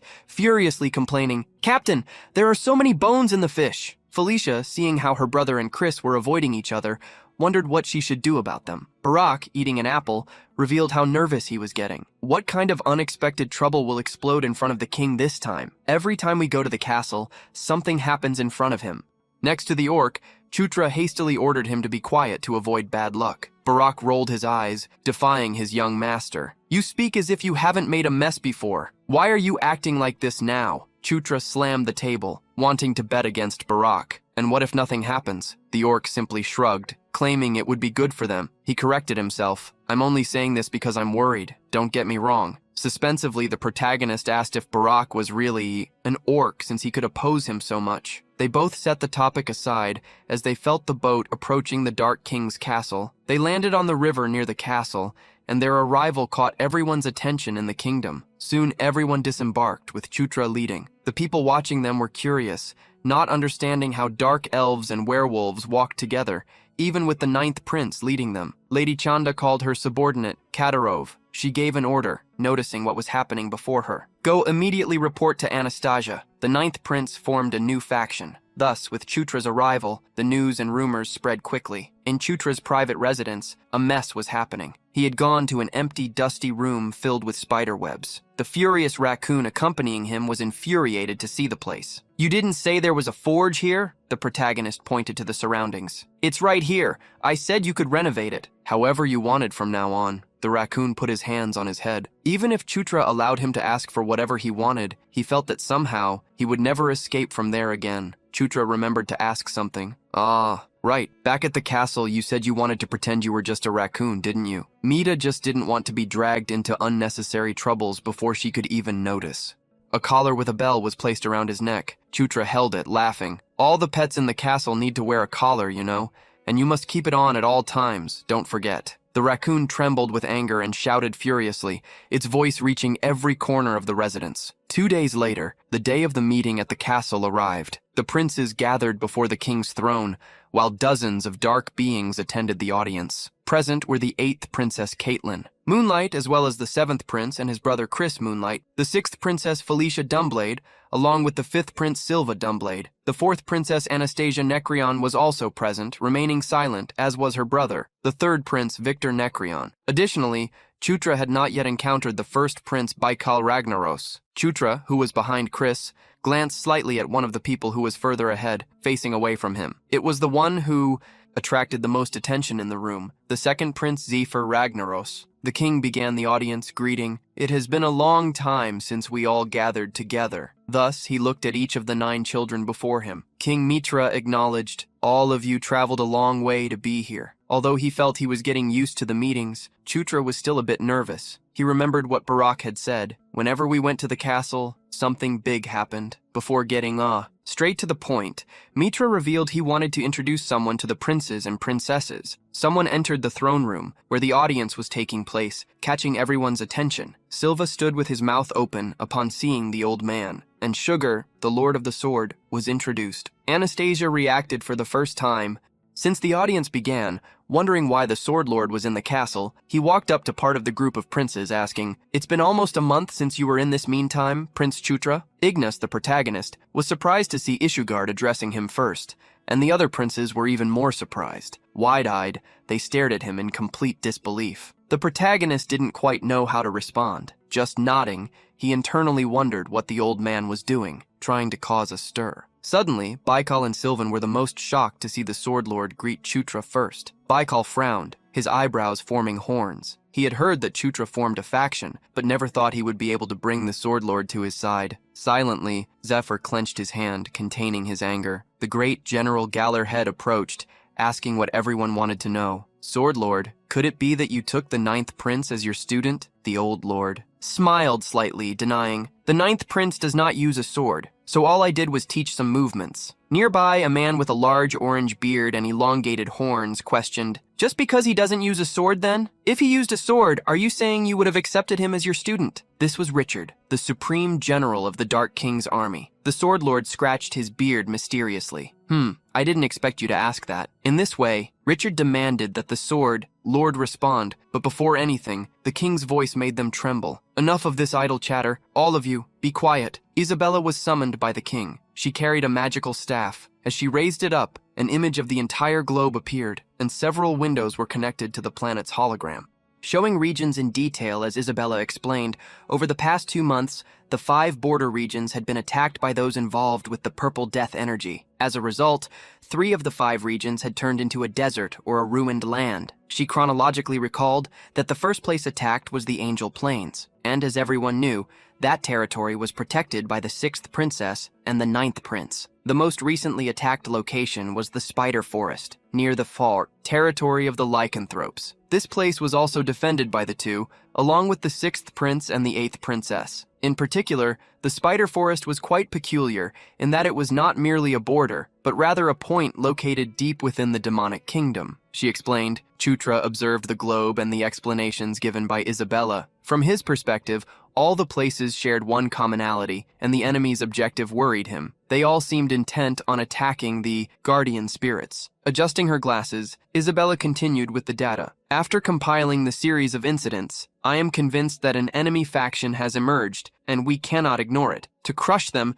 we issued a mobilization order. In the hologram, she showed the regions expected to be attacked. In the Demon King's castle, we will assign the princes and princesses to defend each region and block the enemy's attacks, while initiating operations to track the enemy fortress. Furthermore, they were also granting the right to choose first those who discovered the attacks, the ninth prince and the sixth princess, who had deterred the enemy twice. Chutra was pointed out by Isabella at that moment. She instructed them to look at the map, where they would see characteristics of the region, as well as information about the commanders who would be dispatched. She asked if there was any region they would like to be assigned to.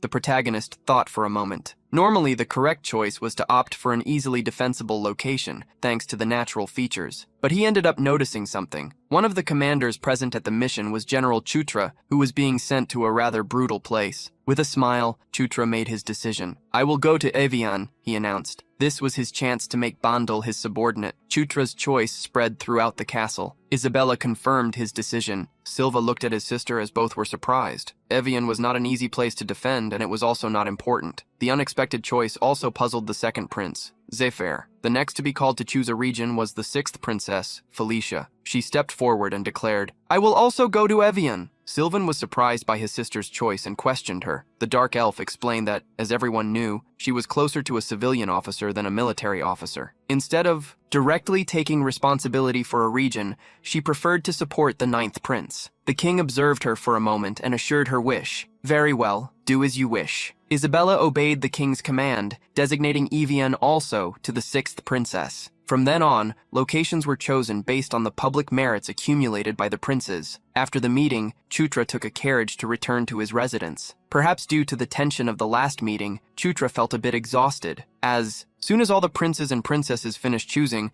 the audience ceremony also came to an end. Sylvan went to Horn near Evian, and Chris went to Kautu. Caitlin ended up choosing Evian to follow Chutra. She insisted that it was better for her, a warrior, to help him, as he was still inexperienced and Felicia was a sorceress.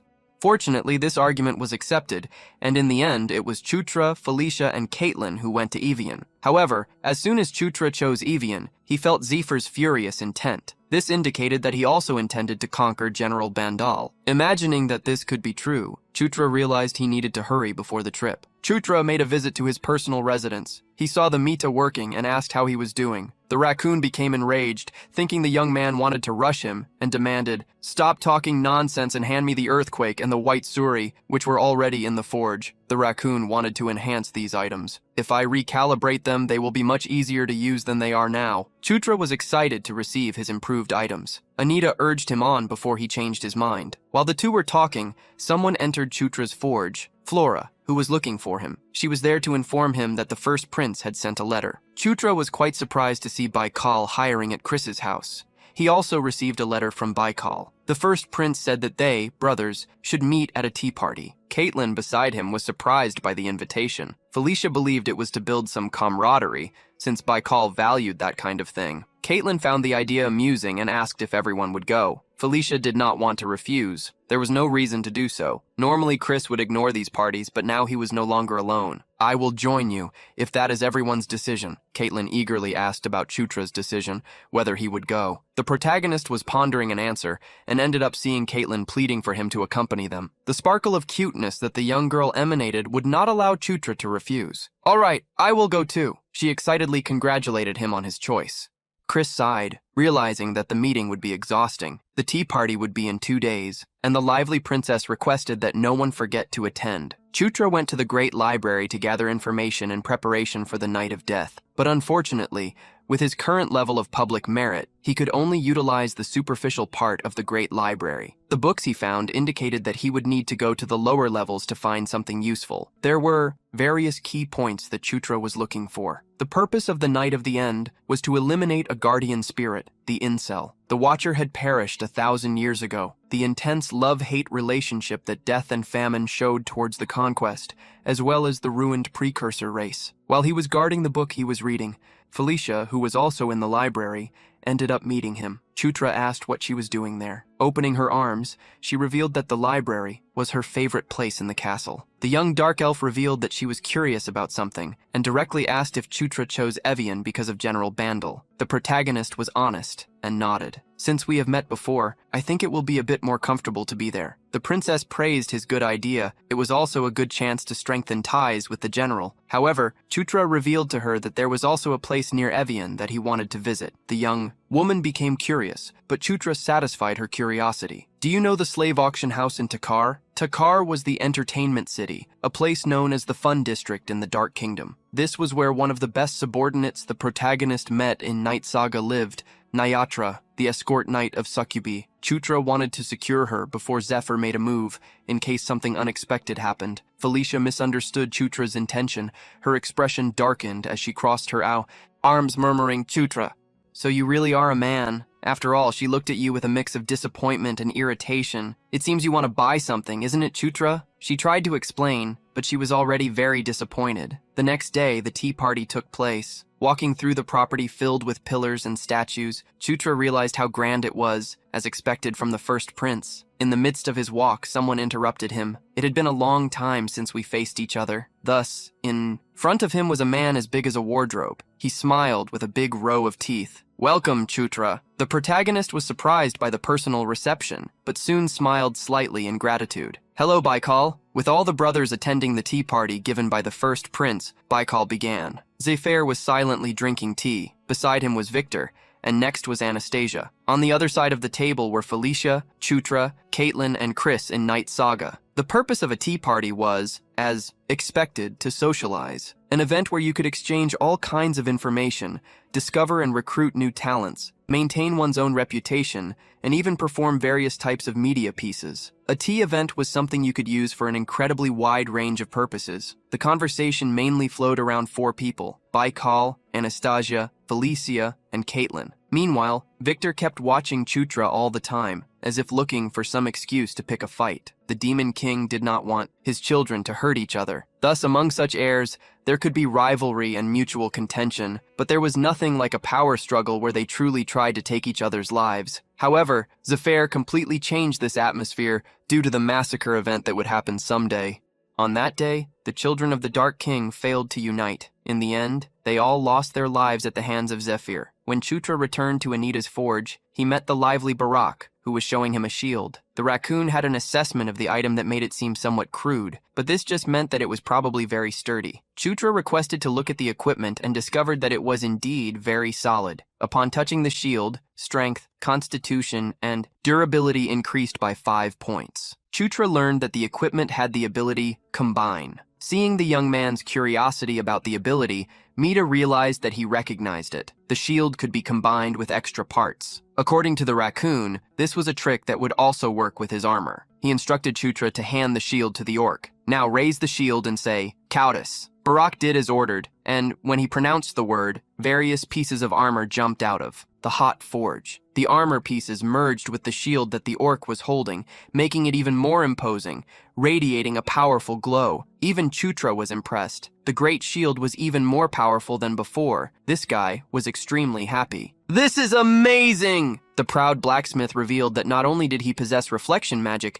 but his physical defense had also greatly increased, so combat would be much easier than before. Rubbing his neck, Chutra inquired about his equipment. The raccoon assured him not to worry. His was also ready. Chutra was quite excited and waited, imagining he was already anxious. Mita first carried the white shield. The shield that exuded mystical energy was completely different from the old one. The next day, at his personal estate, Chutra received a visit from Felicia, who instructed him after making him wear formal attire. "You know that today you are the protagonist, right? The princess indicated to him that today's tea party is a place for introductions. This is the process to confirm who is on our side. Make it clear to everyone that you are the leader of our faction. Chutra felt that he understood what needed to be done. Chutra entered the hall, which seemed to be hosting a ball, creating bonds through direct contact with the people of the faction and leaving his presence marked on those who used to follow Felicia and Chris. The tea party lasted just over 2 hours, but they managed to achieve all the objectives they had set. Lastly, the day before departure, in a tower, something everyone had been expecting happened. Silva brandished his new sword, praising it greatly. "This is the best blade I have ever seen." He thanked the blacksmith Anita, swearing that he would take good care of the sword. The raccoon was happy for the recognition. Changing the subject, Anita reminded them that they had said they would depart for Evian that same day. The raccoon asked if they couldn't wait for another half day, as the adjustments on the earthquake gauntlet had not yet been completed. Chutra agreed to stay and reminded, "Anyway, you are coming with us." The raccoon just nodded, not understanding. Yes, then we will wait for another half day." It was only a few seconds later that he realized the confusion and shouted, "What did you say?" The protagonist reassured him, revealing that the last flame had already given them permission. He told Mita to check with her to see if she believed it. Thus, he waved and said goodbye to the raccoon, who was crying sadly. Once everything was set, the whole group headed to the teleport center, leaving only Chris and Silva behind. Silva made a small sign to say goodbye to his beloved sister Felicia. Chris asked Chutra to take good care of her and Caitlin. Confident, he said goodbye. "Don't worry, you can trust me." Along with them, Mita, in Daphne's arms, was kicking. "Wait! The last flame would never do this to me. There is definitely something wrong." Chutra just ignored him, taking advantage of teleporting in a magic circle, something he hadn't done in a long time. The Mita was taken with him when the Tower of Light appeared. The group's destination was Evian, and in the midst of the teleport, Chutra wondered what would happen when they arrived there. While traveling, Chutra remembered that, according to what he discovered in the library, the only ancient dragon capable of helping locate the lair seemed to be the ruthless Thalia. Although he could only use the Great Library in a limited way, it wasn't a total waste. Fortunately, there were some books related to the ancient dragons, and thanks to them, Chutra learned that the time they disappeared was about 1,000 years. Of course, Kuai Yan, the guardian whose main domain is the human world, was an exception. Over the last 1,000 years, he had shown up in the human world several times, but the other 5 ancient dragons had completely vanished, starting 1,000 years ago. The incel was eliminated by someone, and the dungeon of Kautem was destroyed. Chutra imagined that perhaps a great battle, never recorded in history, had occurred between the 4 horsemen of the apocalypse, the 4 beings who chose them, and the ancient dragons. Suddenly, Chutra thought of something and wondered what Loki was doing at that time. The other protagonist of Night Saga, the hero of the human world, Loki, the one who crushed the Demon King's army that invaded the human world, then invaded the underworld in retaliation and defeated the Dark King himself. Chutra wondered when Loki had obtained his holy sword. Amidst doubts and questions, he fell on his backside when the teleportation finished. Barak, who had arrived first, urged the prince, "How long are you going to sit there? Get ready for battle." Chutra was confused, not understanding what he was talking about. "Completely surrounded," Barak firmly warned him.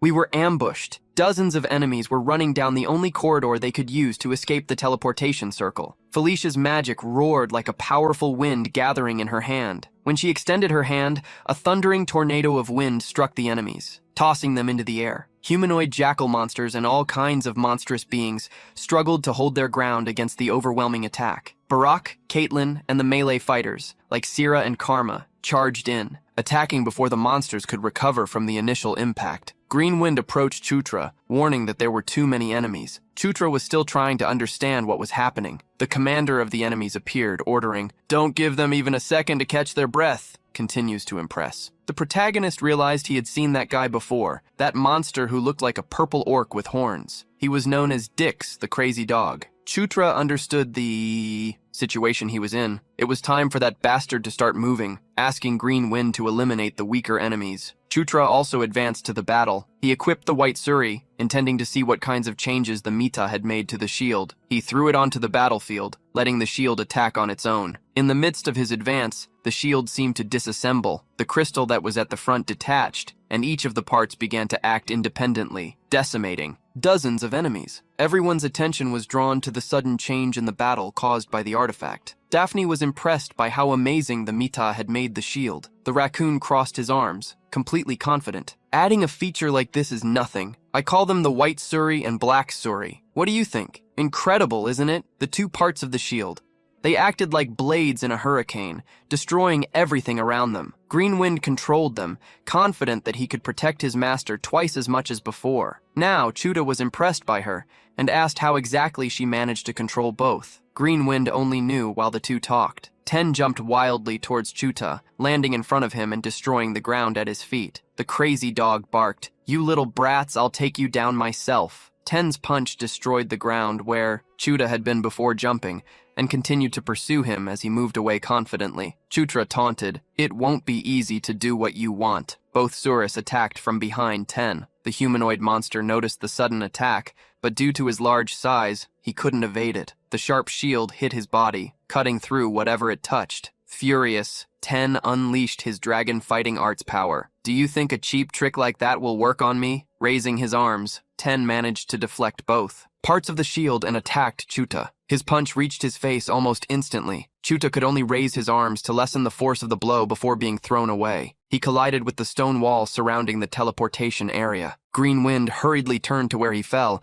extremely worried. Ten grinned excitedly, as his strike had been perfect. Although Chutra had a red trail dripping from the corner of his mouth, he smiled. "Thank you." Ten was puzzled by his reaction. The protagonist exploded with powerful energy, thankful, because, thanks to Ten, he had learned something extremely useful. Chutra acquired the dragon fighting arts. Ten was incredulous to see the young man who attacked, performing the technique that was his. Wiping the corner of his mouth, Chutra provoked, "So, do you have anything else you can teach me?" Upon staring into the young man's eyes, Ten realized he was not normal. He was dangerous. The commander understood he should retreat. His ring shone and was thrown to the ground, releasing a poisonous mist. Chutra scratched his teeth, shielding himself with his arms. The ticks laughed before fleeing. "That's right. This is a poisonous mist made from collecting the toxins of all kinds of notorious insects around Evian. Even if you inhale it just once, there's no way to describe the pain." Level 1 poison immunity was activated when Chutra crossed the mist. He reached out toward Ten. Amidst the advance, the notification appeared. By resisting a rare and powerful poison, immunity to 100 level 1 poisons evolves to immunity to 1,000 poisons. Immunity to 1,000 poisons greatly increases your resistance to poisons. Ten couldn't believe what he was seeing with his fist, surrounded by the energy of the technique he had just learned. Chutra thanked, "Dragon fighting arts and even immunity to 1,000 poisons. You are a very good boy, aren't you? How cool. So here is your reward." He intended to end the battle with just one punch. The blow struck Dick squarely, causing him to bend forward, his stomach pushed back. Ten coughed uncontrollably, and his body was thrown against the ground. The entire army, led by the Mad Dog group, stopped upon seeing their captain fall. With the power he received, Chutra faced the mandatory event in Night Saga, the attack on Evian. Judging by the fact that Mad Dog Jix had been mobilized, it seemed that General Richard had finally started to take action. With Jix's defeat, everyone else began to flee in fear of Chutra. Felicity approached her brother, asking what had happened for everyone to run away.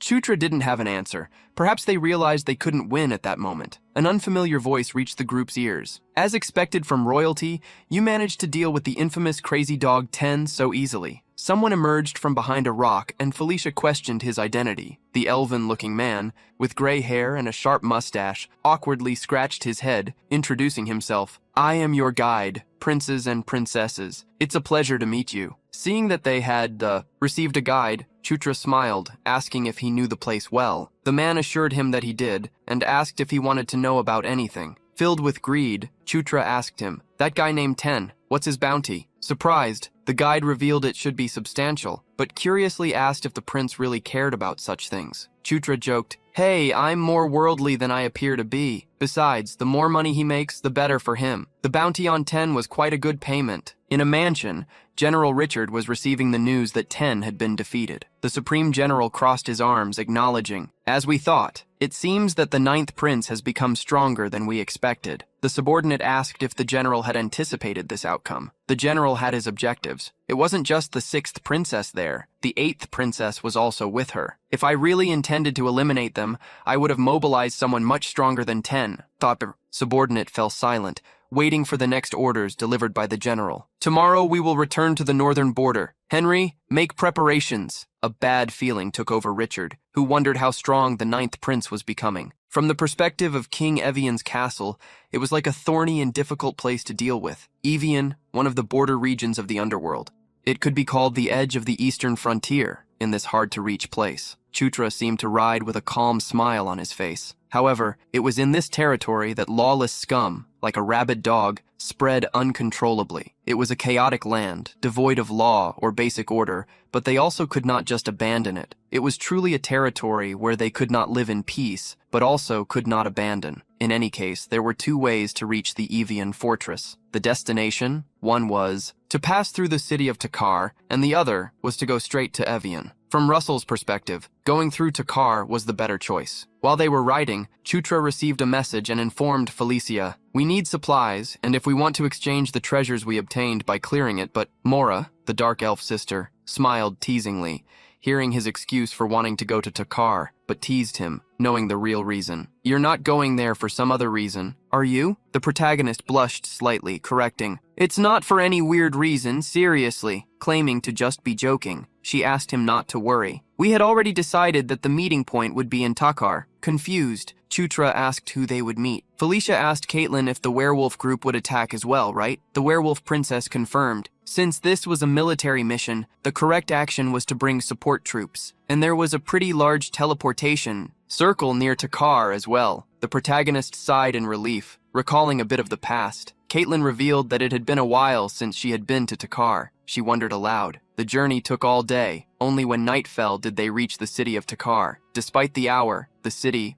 it was extremely bustling inside its walls. There were succubi everywhere, attracting the merchants. Underground fights also took place at almost every corner. Barack looked around but wasn't excited. As he had heard, the city was something quite different from any other place. Happy, he warned everyone, "Be careful. This can be a dangerous place since all kinds of people gather here." The group headed to a hotel in the area. Since the accommodation issue was resolved, Felicia remembered that there was nothing to do until the auction opened, so she suggested that each of us take some free time. Chutra liked the idea, saying he would take a look around the city with Barack. Felicia felt she suggested it just because of him. Having fun, Chutra left with Barack, quite excited. Curious, Caitlin approached her sister, asking what exactly Chutra had said he wanted to do in the city. Felicia just playfully shrugged. Who knows? But ended up provoking. Maybe he really came here because of a woman? The simple comment made Caitlin shiver. Her eyes widened in surprise. What? A woman? Chutra headed to the area where the servant market was. In Takar, going to another market, he found no one there named Nyatra. Karak questioning his prince. "Are you sure there is a woman here named Nyatra? It seems we have searched everywhere possible." Crossing his arms irritably, Chutra told him to wait. The protagonist thought for a moment, maybe this was really how it should be in Night Saga. Zephyr would meet Nyatra a year in the future. This could mean they still couldn't find her. Thus, he decided to head back to the inn. As they walked, Karak recalled that Chutra had said that such a succubus named Nyatra had pink hair, and that her horns were black, confirming the information. The protagonist asked, why was he trying to confirm them so suddenly?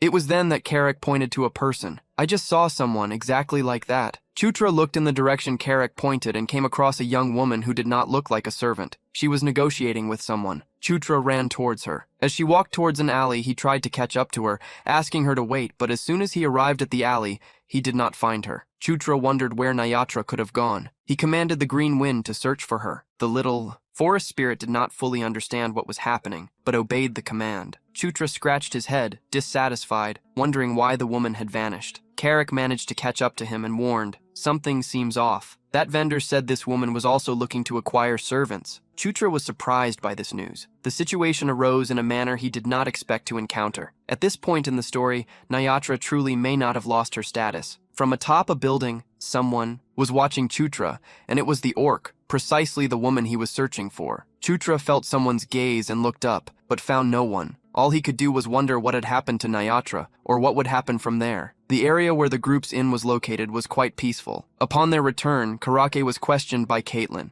Did something bad happen? To Chutra, he did not say a word since returning here. Karake responded mysteriously, not revealing the truth to the AKDE princess. Caitlin approached with a smile. "Chutra, if you are tired, We can postpone going to the auction for another day. Hearing the suggestion, he declined and reminded her that they did not know when they might return to the city again. Seeing that the plan was still on, she agreed but asked him not to strain himself. Before he could go anywhere, Mita approached, carrying a gauntlet. "Ninth Prince, before you go, take a look at this."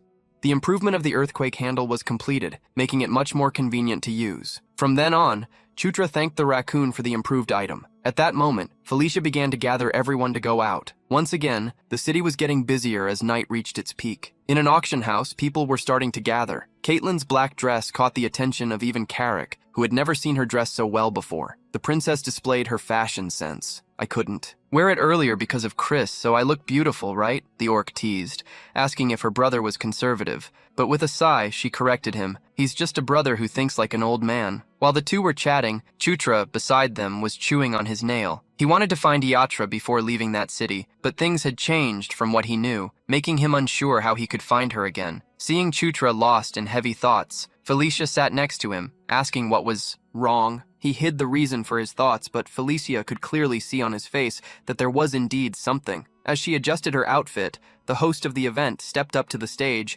drawing everyone's attention. He thanked everyone for their patience, announcing, "Let's start the auction now!" As Felicia fixed Chutra's tie, he happened to look over her shoulder and noticed the presence of someone in Yatra. He immediately stood up, informing Felicia that he was going to the bathroom. His sister was puzzled by him leaving just as the auction started, but let him go, wondering why the succubus was there. He headed straight towards her, but on the way, he encountered a man standing on the stairs. The man with a scar on his cheek exuded an extremely powerful aura. At that very moment, an explosion occurred on the event stage.